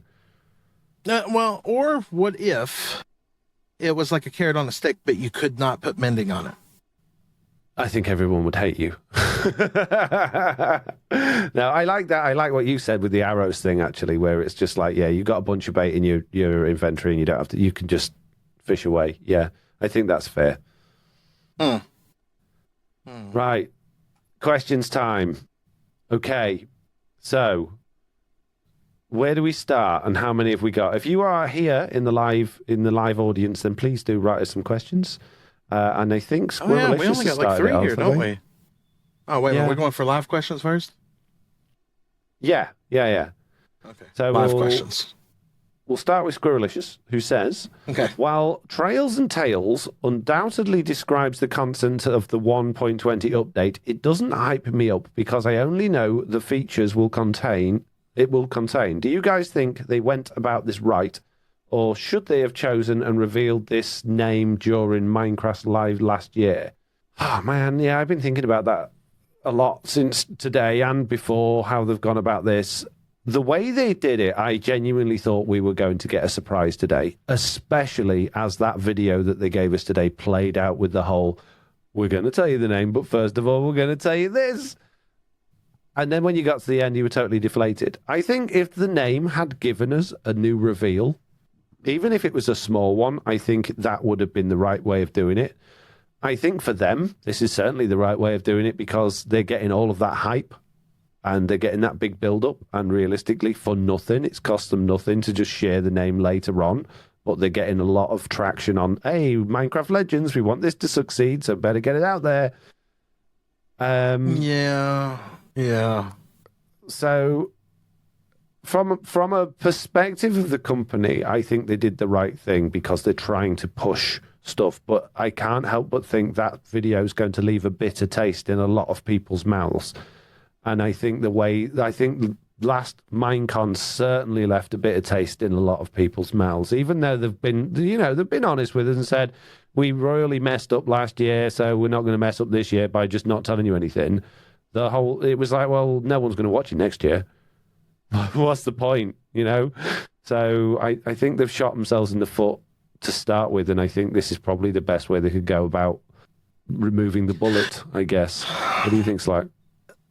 I think the name is trivial at the end of it. And honestly, yeah, give us the name at the end. I do like how they slowly released stuff this time, though. Instead of giving it all to us in one big bang and then giving us 6 months to a year to set on it, they kind of trickle fed to us. And I did like that because we had new things to discuss, new things to think about, and everything. Definitely. It's just, I hope that we don't have to wait another 6 months for this update now that they've gotten to this point. And if this is the arc of which they continue to do their updates, drip feeding us stuff, and then revealing the name at the end, it doesn't bother me, because to me it's more the 1.20 update than the name. The name is, I don't know. The name feels like it doesn't matter at the end of the day. No. So slapping a label on it at the end, okay, whatever. So yeah, and I think that's a good thing. I like this. Because let's say they're going to do an end update. If they say this update's going to be an end update, then you're going to have a lot of expectations, regardless of what they announce. And then that expectation is going to lead to disappointment for a lot of people, regardless of how they deal with it, regardless of how good it is. So this is a really good way of managing expectations by going, hey, we're adding this. It's there's a lot of end theme stuff here, but we can do other stuff as well because we're not locked into this, and then come up with I think it's a really good way of doing it. Certainly a much better way of managing expectations. Yep. I would totally agree on that. Okay. Looks like Jade is next. Oh, Jade. Really? That feels so derogative, Jade, when they ask, why do you guys hate me so much? I torture all my friends. It's how I show love. Okay? It is what it is. It's not hate. It's what's the word? Endearing conversation. It's just because we actually like you so much, Jade. But it's like when my mum was my teacher at school. She couldn't show favoritism, so she just sent me out of the classroom at any possible opportunity to show that I wasn't her favorite. So there you go. Okay, that's fair. Rick Hunter said, "What happened to Puppy Cam?" I'm assuming he's talking about your Puppy Cam rather than mine, because my puppy grew up. What? Yeah. You haven't used Puppy Cam in a while, and we'd never used Puppy Cam before, but I turned it on until he decided he was going somewhere else. Yeah. So, don't know who of us you are talking to, or both, Rick. But yeah, my puppy grew up, and Slack, I think, you still do Toretto Cam on your streams, don't you?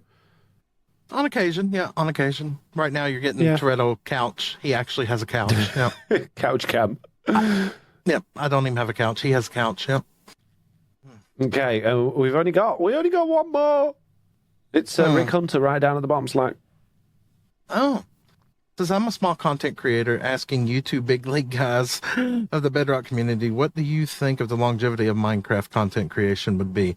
I'd imagine age will get us first, but then again, I've never seen a game take over the world like this. I'll let you go first on that one. Yeah, because you don't understand it either, do you? Well, it feels like it's a multiple question things. You're asking for how long is Minecraft going to last. That's no different than going back and saying how long's Quake going to last, because there's still people that play it to this day. There's still people playing Counter-Strike to this day. I've started playing Diablo 2 again. There's always going to be a community for it and content creators for it. But you're asking if it's going to stay, what, S tier, A tier, top of the games? Longevity of it? I don't. Honestly, if you're asking my personal opinion, I think it's done hit its peak. But maybe it hasn't. Content creation is a different kettle of fish. Yes. I wouldn't recommend to anybody at this point. And I remember other YouTubers saying that to the general audience before I started making YouTube videos. I wouldn't recommend anybody starting at this point, because it is genuinely getting harder and harder and harder and harder to be a content creator, because it's just particularly for Minecraft because it's just so oversaturated. But and again, particularly for people our age, the truly Bedrock content creators age, because we aren't connecting with the next generation of Minecraft players like the younger generation are. So whilst there is still scope for some very, very lucky younger people and some extremely unnaturally lucky older people to break through, connect with people and get somewhere, I think the chances of it happening is just getting smaller and smaller and smaller and smaller as the years go by, which doesn't mean Minecraft itself is reducing in popularity. In fact, the opposite, because people are still watching it. But Minecraft trends change and content trends change. There's more and more and more short form stuff now, as opposed to, TikTok had a more watch hours, considering the length of the actual videos, than YouTube last month or whichever month it was. So the whole industry's constantly changing. It's impossible to say how long it will last, but I guess as long as the people that are popular are continuing, it'll last as long as that. But as soon as they start to dwindle and fall off, unless more and more people come through the ranks and become relevant, but those people are going to have to be probably younger and go with the changes as well. So I think you'll see a lot more Minecraft content popping up as short form over the next few years, as opposed to the long form stuff. And I think the long form, like YouTube 30-minute videos, will drift more towards streams for the older people, because it's because we can't do the short stuff. It's too much. It sounds easy. You'll just make a 30-second video or a 1-minute video.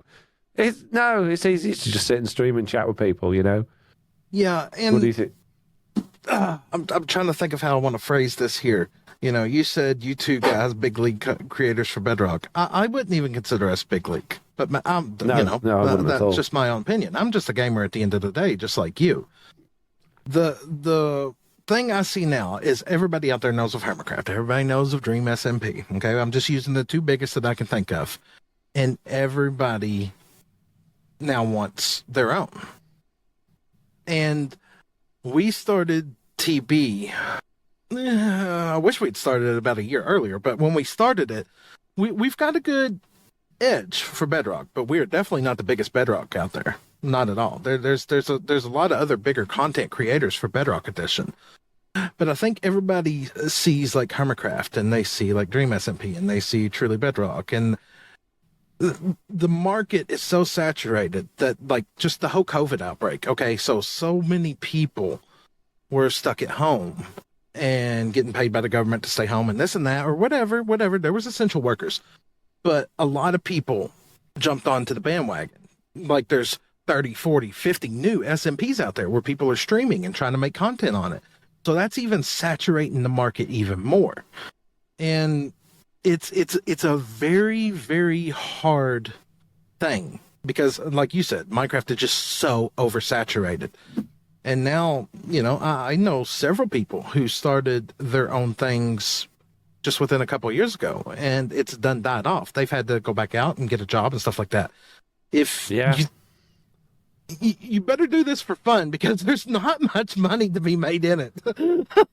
No, unless you really do have to be incredibly lucky and incredibly relatable to do well. And I think I've been very lucky. I think we've been very lucky with Truly Bedrock, and I've been very lucky hitting that peak that I got just before COVID, that carried through COVID, that made my channel grow a lot. But it's still growing, but it's nowhere near what, I mean, I'm nowhere near what we had peak wise during the COVID period.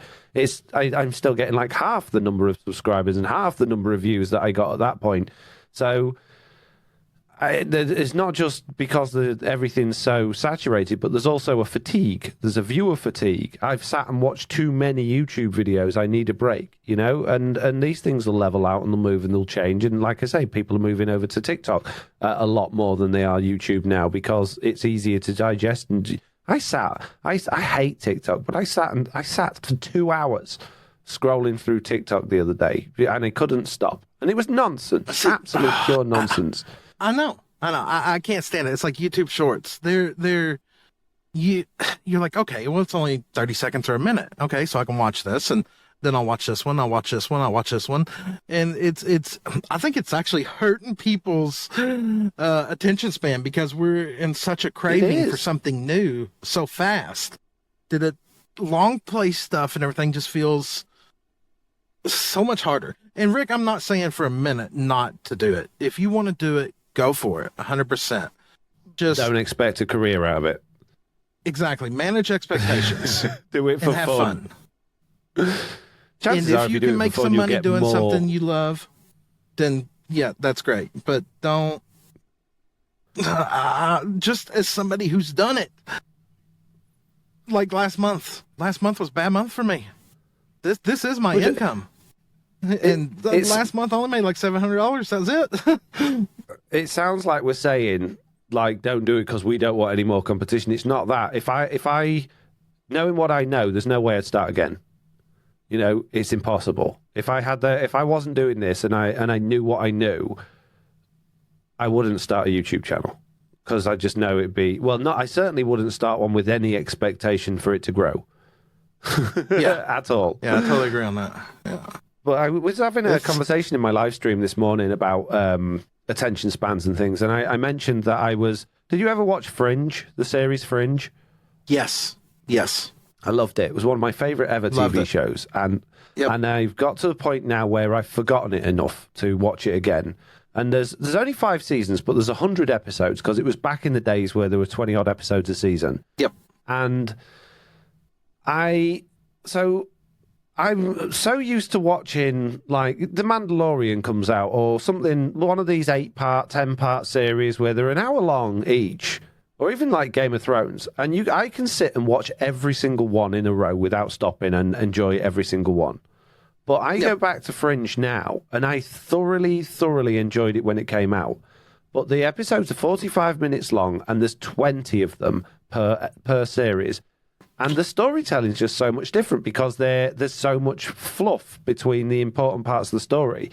And I can only watch one or two of them in a row before I'm fatigued and I'm just thinking, I need to just put on some YouTube or something because I just need, and that's just a change in my attention span over the last, how long did Fringe go? It's 2008. So what's that, like 15-ish years ago?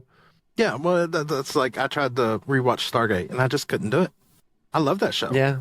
But that 24 episodes a season, 10 seasons is just... they're what I like to call filler episodes. You had storyline in like the first 2 and then the last 2 of a season. And everything else in between you can more or less skip. Do you know what I think would be a big money spinner for these TV studios?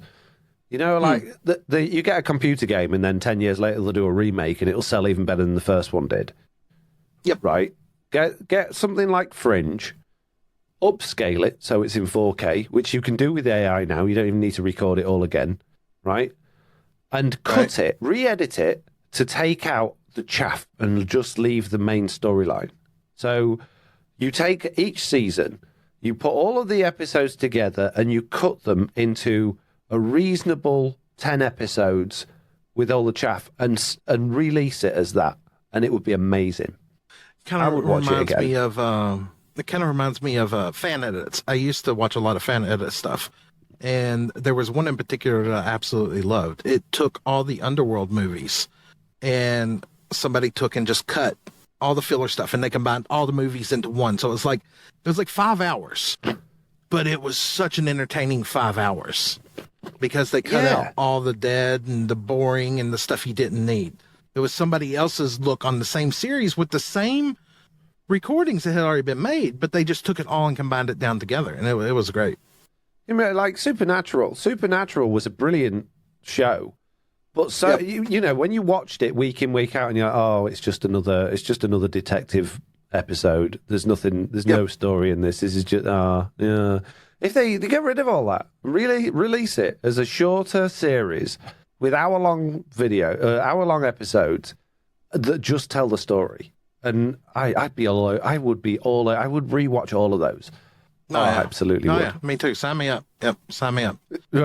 Right, okay. That's enough of live questions then. We're not getting any more of those coming through. So let's answer the 4 questions we have from our normal questions. I want to shoot an idea at you first here before you do that. Oh, go on. Go. What if you were to go take a previous season and edit it down to just a few episodes? What, truly Bedrock? Yeah. I haven't got the time or the patience.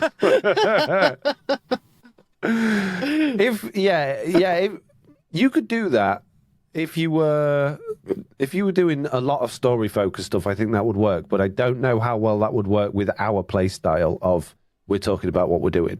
That would be difficult to maintain. Because the problem with our YouTube videos is it's talk. There's no ebb and flow. On TV series, there's quiet bits, there's soft bits, there's action bits, there's stuff to prevent you from being fatigued. Whereas realistically, we're not very good at doing that when we record videos, because we're recording a clip, we're recording the next clip, and we speak the way we speak. We don't plan them out. We don't consider we should have a slow point here, we should have a fast point here. And I tried to do that. If you remember, I tried to do, was it season 3 or season? Yeah, it must have been season 3 when I started putting those that music that I liked into the episodes of and I was doing like slow bits, and then there would be a slow motion time lapse of certain bits, and I tried to add in some of this ebb and flow stuff in order to make them more watchable. And some people enjoyed it, but the majority of people just were saying this isn't right for a YouTube video. You know, I got a comment saying I don't want to listen to the radio, I don't want to listen to music, I want to watch a YouTube video. So I was doing it wrong effectively, but I don't think that style of content works for what we're doing, because it's expected that we are just talking, you know? Yeah. So that's fair. That's kind of like tutorials when you tried to do the different versions, right? Yeah. No thanks. I just want to know how I built it. Jeez. Okay, right. So we got Purple Fox 32. It says, question for Jesse, or anyone who can answer correctly. Oh, geez, Slack, it's a quiz. I don't like quizzes. What's the right answer? I don't know.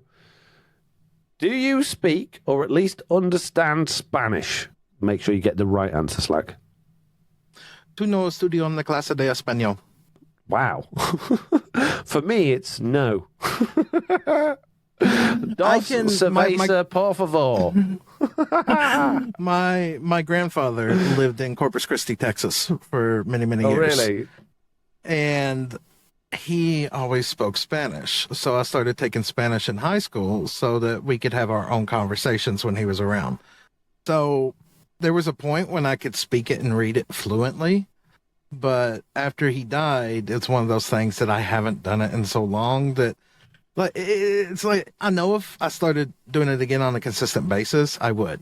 Like, I can understand most of it still.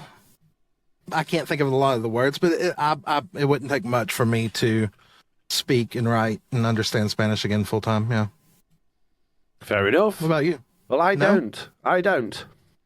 However, Big Low then asks the question, says, to follow up with Purple Fox's question, do any of you speak any other languages? So Slack. I took Spanish, French, and German. Yep. Oh, really? And did you? Can you remember them? I can remember a few phrases here and there. And once again, it's one of those things I believe that if I started using it on a consistent basis again, I would remember. But right now, I don't really remember. If I said to you, wie programmiere ich den Taschenrechner, so dass ihr mir eine Vergleichsreinigung zum Schwimmbad gibt? What did I just say? No. I said, how do I program the calculator to give me directions to the swimming pool? Jeez, like, it's quite obvious. Oh, yeah, because, big brain. Apparently, you speak French, huh? Yeah, I do. Fluent. No, I learned French for 7+ years at school and don't remember any of it. I was awful at languages. Bad enough learning English. I could just write about, say, my name. I did German for 1 year, and I know more German than I do French, and it's also incredibly bad. Yeah. But if it was one of those things that you had to start using it again on a regular basis, you would probably remember most of what you learned, you know? No. But it's just, it's archived in there.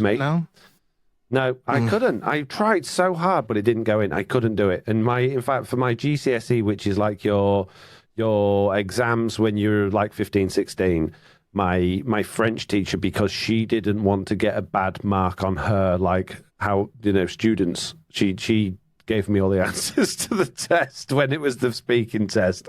So you had a written test, then you had a speaking test, and she was in there with me for the speaking test, and she was just writing down the answers for me because she didn't want like a fail on her thing.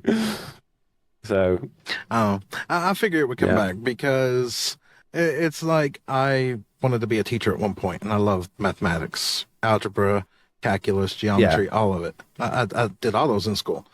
But now I couldn't tell you how to do any of it. But here a couple of years ago, I had to help somebody with a project, and after sitting down with them for a little bit, it started all coming back to me, So I believe it would come back, but I don't know. Yeah, maths and science, for me, because I had an interest in those. I enjoyed those. Technology and design and things like that. I could do those all day. That would just come flooding back to me, but languages, absolutely not. Or history. I hated history. Absolutely, with a passion, hated it. I'm just not interested. I can't learn dates. I don't care. Like, when was the battle of that? I don't care. What does it matter? It doesn't matter, does it? It's not going to help me. Whereas maths and science, you create a future on maths and science. I can't create a future on what? Design technology, which was basically woodworking, computers, that sort of thing. What yours was what? Mathematics, anything mathematic related. And my worst was I couldn't tell you the difference between an adjective, a verb, a pronoun. I couldn't write a proper sentence English. If I needed to. Yeah, I hated English as well. My mum was an English teacher, so I kind of had a bit of a head start with that. So I didn't find it too difficult, but I didn't enjoy it, especially English literature. Read this awful book and then give me your opinion. Why? Why? Why do I care? That's some other person's written it. And when you're looking through these things, find all of the metaphors in there that the author was trying. No, they weren't trying to fit metaphors into this text and just write a book. There's no hidden meaning. Stop looking for it. Leave me alone. Let me go on break time. I want to go buy a sandwich. Jeez. Oh, yeah. Like some words I get wrong. Ideals. They're the same thing. Yep. Mm-hmm. If I could have just done maths, science, art, DT, geography even at school and cut out all of the rubbish, I'd have had a much happier... I enjoyed school. I didn't mind it at all, but I just didn't enjoy those subjects. Jeez. Okay, right. Next question. Is it me or you? It's me, isn't it? In fact, you go next. I'll do the big one at the bottom. Okay, so who am I at? Snaz? Snazcakes. Snazcakes says, how did you all get into content creation, and how do you balance streams and videos? Basically, what's your ratio to streams to videos? Snazcake was killed because he used /summon Minecraft chicken over 10,000 times at his current location. Oof. I don't think it would kill you. Maybe throw you out of the game, but yeah. Jeez, either that or they're killer chickens, possibly. That has happened. Yeah. Okay, Slack, how did you get into it and how do you balance it? How did I get into content creation? I got into content creation, something I wanted to do forever, and I always had an excuse not to. And then I sat down, and this was way back early in Bedrock. And then you remember there was a time when you could only do like 4 iron farms in one area. Yeah. I devoted all my time and energy because I wanted to do stacked iron farms. Wanted to do it, wanted to do it, and couldn't do it. But I finally figured out how to get 16 in a loaded area. And was this back when it was doors rather than beds? Yep. Yeah. Yep, on Bedrock Edition. And I approached Groova over this because I had watched all of Groova's videos, and he was one of the forerunners in Bedrock things, just like you and Silent at that time, because nobody else knew anything. Like you were the first one to figure out stuff related to Guardian Farms, Yeah. And I was watching these people who were doing the breakthrough stuff and everything, and I figured this out. And I finally joined his Discord. I couldn't DM him, and I finally called him in there one day, and I was like, "Hey, I figured this out." And he's like, "No, it's impossible. You didn't." But I did. No, you can't do it. But I did, and I would like for you to make a video on this. And he's like, "No, I'm not going to make a video on it. You make a video on it, and I'll promote it." And that's the short and skinny of it. I've had several times where somebody says you can't do something. I'll be like, "But I did." Hey, Foxy, you remember this one time somebody was talking to you in your videos about a one-player sleep for Bedrock Edition? And now it's impossible. You can't do it. Can't be done. Yeah. Can't be done. Yeah. That was one of me and Foxy's first interactions on his Bedrock is So Broken video. Yep. So, So how do you balance streams and video slacks? How do I balance streams and videos? Well, at first it was all go, no quit. I did not have the option to do streams because I was on mobile hotspot data. So all my videos would take like 12 hours to upload. So streaming wasn't even an option until a couple of years into all this. And it was just, I was at the point where I didn't want to go back out and work a job I hated. And I knew that I could at least make some money off of this. And I don't want that to sound horrible, but I knew I could. So I threw everything I had into it. I was doing videos every other day for the longest time to grow my channel.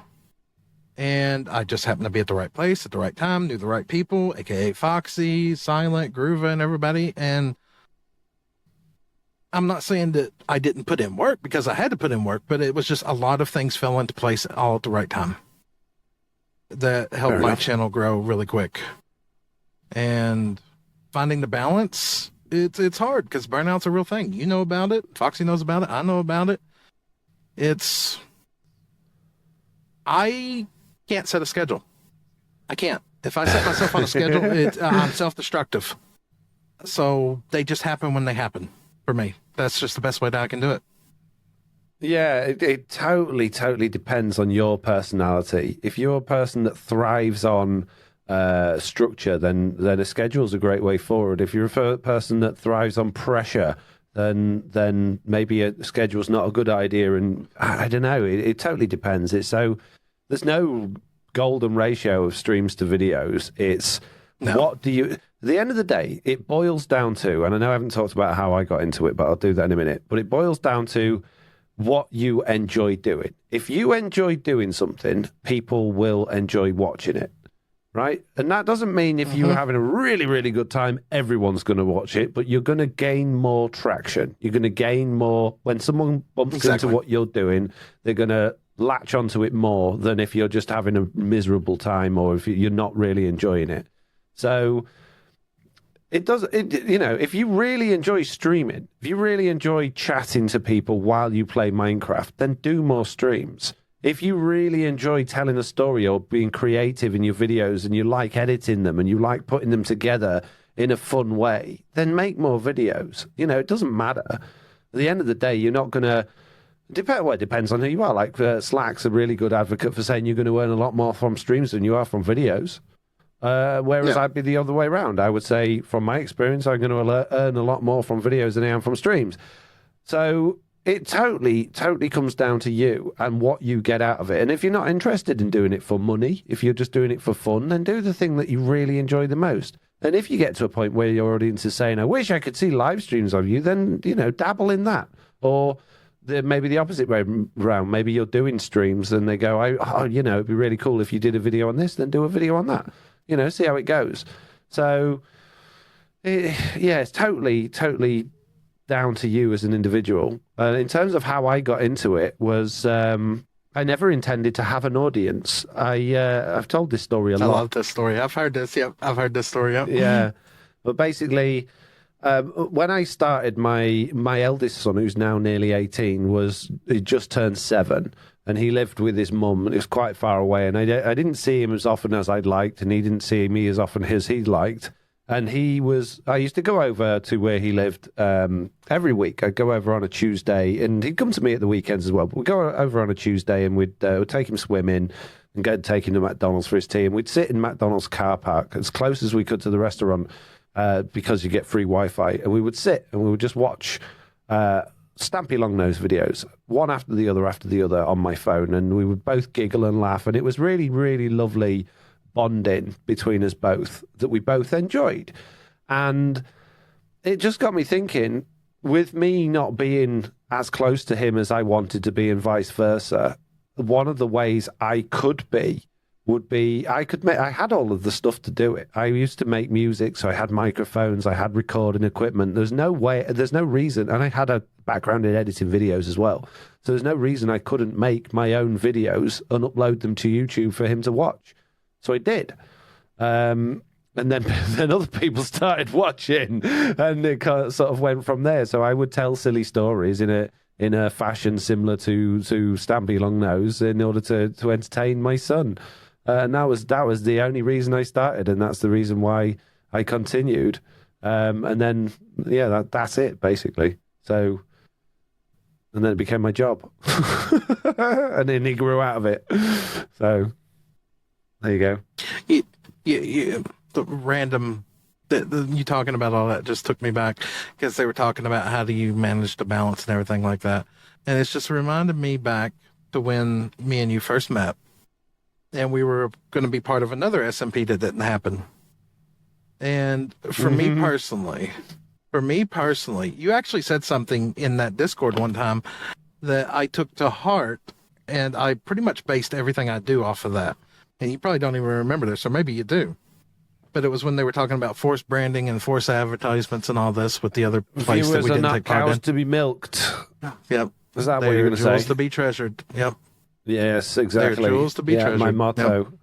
I might joke about you don't give me enough money in my streams, or you join the Patreon and stuff like that, but I've always had that opinion as I want, if people, thing is, people want to sometimes, not everybody, but you often get, like, I didn't want to ever start asking for Patreon or anything like that, but people would say, I would really like to support you in what you're doing, can I do that? And you sort of, at first, it's really like, I don't want to take your money, that's not what I'm doing this for. But then you realise that it's their choice, it's their, and so I still have these like strict, I won't take anything from anyone under 18. I just refuse point blank. If they find out they're under 18, they get their money back, And I always say, or at least I have been known to say, support yourself first. Don't ever spend money on me on Patreon or Twitch or bits or whatever, unless you can afford to. You got spare cash kicking around, and that's really what you want to do with it. Great, but don't do it if you're hard, if times are hard, if you're struggling, because I don't want it. Yep. I don't want the guilt that comes with that. I'd rather go and support myself than rely on you guys. Which is why I built my website and why I do the ads on my website, because I'd much rather take money from companies than from people. Yeah, I would agree on that. It's kind of like, I'll tell you one of the things that's hardest with all this. It's watching people go. You've probably got the DMs before. I know I have. Somebody's like, "Hey, I'm gonna have to unpatreon," and and then they feel like they're not part of the community then they feel like feeling really bad about it. And you're like, "That's fine, it's not a problem." Like, I'm so glad stay on my server. So I don't care. You're not. Yeah, I don't think. There may be like one or two people I've ever like dropped their tier or moved from a whitelist because they've like left Patreon or something like that, and I think that was only when they asked me to. So I just appreciate the fact that you have done. Yeah. If you're clearly just coming to try and scam the system and do it, then that's going to be obvious. But most people don't. If people are going to go out of their way to support you, even if it's just for a month, I think that's a wonderful thing. So you've got server access for life if you want it. I don't care. It doesn't cost me anything. I'm pretty much the same way, unless you break my rules. I hate seeing people go. I do, and I get it. People are going to go distant from the game. They're going to get burnout. They're going to have real life situations. But that's one of the things I hate. I don't know how I got onto that. Sorry, I totally sidetracked that conversation. No, that's fine. I think it's lovely things to be saying, and it makes us sound good, Oh, yeah. Yep. And then people give us more money. Yes, especially all the ones who can't afford it. Yes. Yes. All the monies. Yes. Where's the milk bucket? Right, our last question is from Turtley78 saying, "Hi, podcast crew. I have two questions. Firstly, have you heard about the new podcast feature on YouTube?" And, hang on, that's not the second question. "I would like to know what your guys' opinion of it is, and could it help with uploading this podcast to YouTube, perhaps a video version?" Turtley78.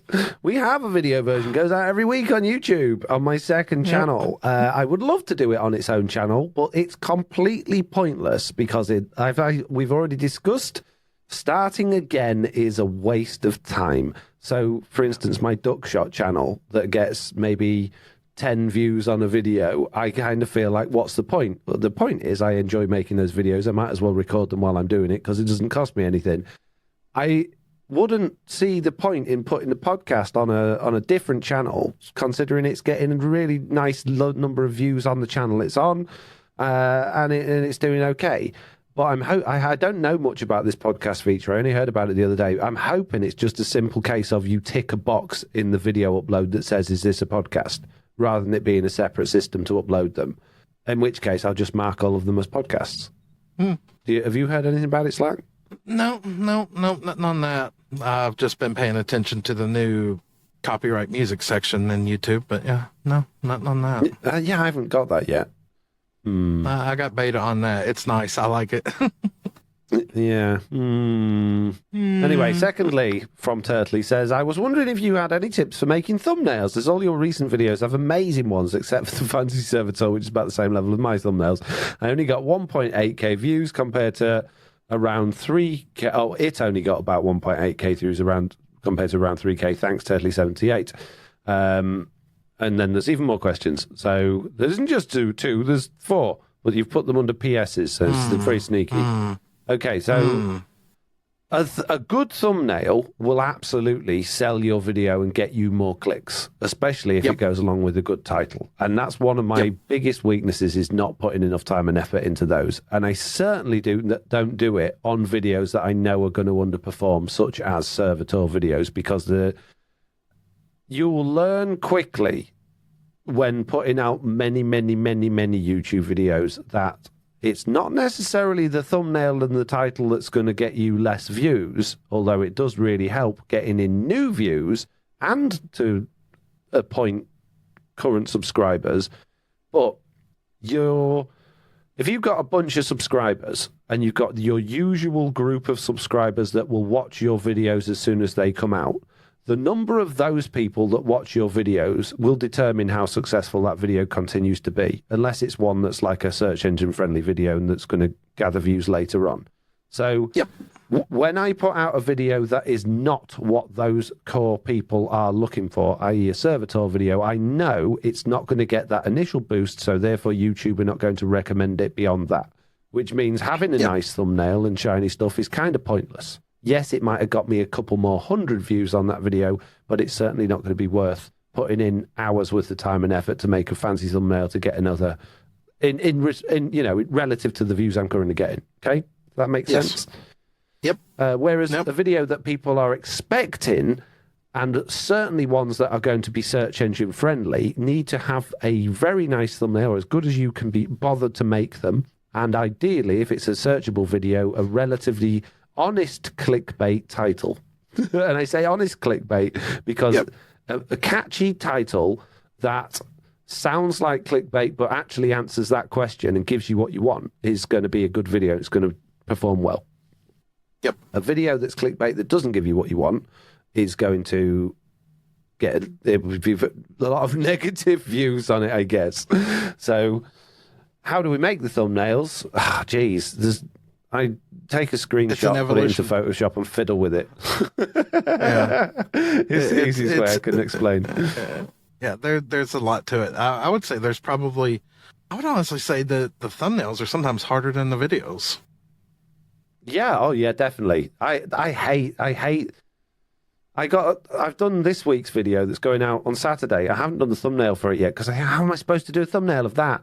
How do I make a flower farm look interesting? How do I make it look clickable? Man. And I've done stuff How are you going to get a high click-through rate on that? That's going to be a hard one. Truly Bedrock Season 3, I lied in all my thumbnails. So what I would do is I would go into Creative Copy of the World, make, like for my Moss Farm one, I just threw a load of redstone stuff together that wasn't an actual farm, but in a way that looked nice. Put my avatar character in front of it, took a screenshot of it, photoshopped it to make it pop out and stand out a bit, and sold that as a moss farm. And people were like, "That's not a moss farm," but they clicked it, and we got a moss farm video out of it. Same to my sugarcane farm video. How can I make a sugarcane farm video look interesting, but be simple enough and obvious enough to stand out as what it is? A piece of sugarcane with an observer looking at it and a comparator coming out the other side. Of course, that's not going to work. It's not going to work as a farm, but people click on it because they go, well, that's not going to work. And they get a sugarcane farm out of it. So that was a verge of like how bad clickbait I was prepared to go. But it worked and people enjoyed the videos. But I haven't done that this season. I've tried to be more honest with this thumbnails this season. And some of them are working really well and some of them just aren't. My thumbnails for this season of TB, Watchful and Puka have been handling them, and I love them. I love them. They're absolutely great. For tutorials and stuff like that, you want it. Oh, there's God. I don't know. Offering advice is just it takes trial and error to figure it out. What's going to work for one's not going to work for the other. It's like you were talking about. There's two types of clickbait. There's true clickbait and there's fake clickbait. If your thumbnail is fake but your title is true, and you're giving the person the answer at the end of the question that you've posed in their head. Even it might not be a question in the title, but at the end of the day, your title and your thumbnail should get your viewer to ask a question in their head. Why? To give them a reason to click on it. And if that gives them the answer to that question, you're okay, in my opinion. But Rick's just said there, imagine trying to do a thumbnail of a solar system in the end with Realms render distance. But you're already going to fail at that one because you've got to remember that the thumbnail is on some devices is tiny. So you need to make whatever's on your thumbnail as obvious as it possibly can be in that tiniest space. So cut out all of the background noise, get rid of anything that's not important. If it's a solar system, put a sun and a small square somewhere near it and put a big old arrow go into that little square and say planet, right? Yep. And then your title will be my entire solar system in Minecraft. That's it. Job done. Yep. Right? Don't try and put the whole solar system in and take a picture of it in because it's just going to look... you won't be able to see what it is. You have to zoom right in on it. No one's doing that. People are scanning through. It needs to jump out at you and it needs to be obvious at a glance what it is. And I don't always do that myself. I don't always, but I try to keep that in the back of my mind. I've started really focusing on my thumbnails for my tutorials, and my click-through rates have been getting a lot better. It's taken the most obvious of things, like Guardian Farm. You show the Guardian, you show the drops, and then I take like a background screenshot somewhere in the game of the farm, but I blur like half of the image out, so you can see it, but you can't see it, and it's just it's been working. I like it. It's Font is probably one of the biggest things too. I don't know. Font does help. Like when you got one of those piddly little fonts that's hard to read, as long as it's big and bold and bright and it stands out, that's the big thing. It needs to stand out. So you've got to have a border around it so it doesn't blend in with the background. And that's the bit I see that so often is just like a thumbnail with a bit of like skinny italic font that you can't read. And you're like, ugh, it's not going to work. It needs to be bold, needs to stand out. Oh, yeah. Yeah, a lot. One of the biggest things is adding borders. Yep. Sorry. Yeah, we can talk about thumbnails all day. Yeah. There totally continues with PS. What's your most viewed video? Mine is only 1K for a video or 5.7K for a short. What's your most viewed video, Slack? How to find chunk borders. It's 150,000 or 200,000 now. Yeah. Wow. Okay. I'm just trying very quickly to go to look at mine now. It took me a long time to get a video with a lot of views on it. There's some people they'll put a video out and it'll just go crazy. So mine your zombie farm was one for the longest time. I felt like it took me forever to get a video over 100,000 views. and eventually I did it, and now I got quite a few that are getting close to that. But my biggest one is my Minecraft Bedrock launcher version switcher, which has got 347,000 views. So I'm very proud of that one. And I haven't got any that come anywhere close to that. Here's a question. All your most viewed videos, are they tutorials, farms, tips, tricks, and stuff like that? Yep. All tutorials. Yep. Yeah. Same for my channel. I won't mention the channel name as I don't want to try and advertise myself. Okay, Turtley 78. I'm pretty sure we probably guessed. Jeez. Yeah. Right, that's the end of the questions, guys. Which means, Slack. That's But before we go, don't forget, if you want to ask us a question for next week's show, you can by emailing us at news@theminecraftupdate.com. You can fill in the feedback form on the website. Just ideally once or twice per person would be nice. Or you can join the Discord and write as much as you want in there, guys. I don't care. It's fine. Okay? And if you enjoyed this show, then you can support us if you want to, and you can afford to by going to patreon.com/the Minecraft Update, and we would truly appreciate it. But there is no pressure. Don't feel pressured into doing it. But do it, okay? Because we need it. Jeez. Yes. Slack, what are you doing this week? I need to try to get caught up and get extra videos in my stockpile for when I'm over in the UK. Dude, I'm going to another country. I've never done that. This is still a lot. It's. You'll be fine. You did you get your cootie shot? Yeah, I've had the cootie shots. I've got the passport. I've got. I think I got everything. I think. Good. Excellent. But other than that, me, I'm no, go yep. No, other than that, go. it's going to be the same old videos and stuff. I'm going to the UK. I'm still kind of baffled at that. I never thought I would leave the United States ever. It's just, I can't wait to hear how it goes. So yeah, I'm looking forward to podcast when you get back. Find out all about your trip, your escapades through the airports. And dealing with people in the UK. Jeez. Okay, for me, I'm going to be doing, hopefully, next week, back to normal 4 streams a week and videos as many as I can. Don't forget my second channel, my Duckshot channel, not my Foxy 2 channel, but my Duckshot channel, has 2 videos every single day going out. Currently about 20 episodes through a 50-episode playthrough of Hogwarts Legacy. So if you're interested in that, check it out. And that's it. All's left to do is say the same thing I say at the end of every single podcast, Slack. And that is if you're rubbish at making... sorry. No. If you're rubbish at making Minecraft thumbnails, then so are we. So don't worry about it. It's all good. There we go. Don't file fake bug reports like that Jade person. I mean, what? Yeah.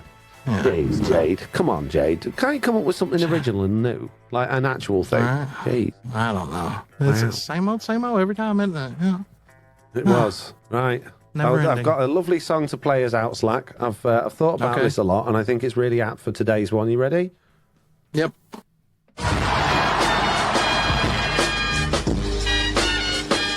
Okay, I enjoyed that. It's nice. Yep. The copyright strike will be nice on it, too, yeah. Yeah. Right. Okay. Quick. Hit stop before we get copyright. Quick. Oh, stop.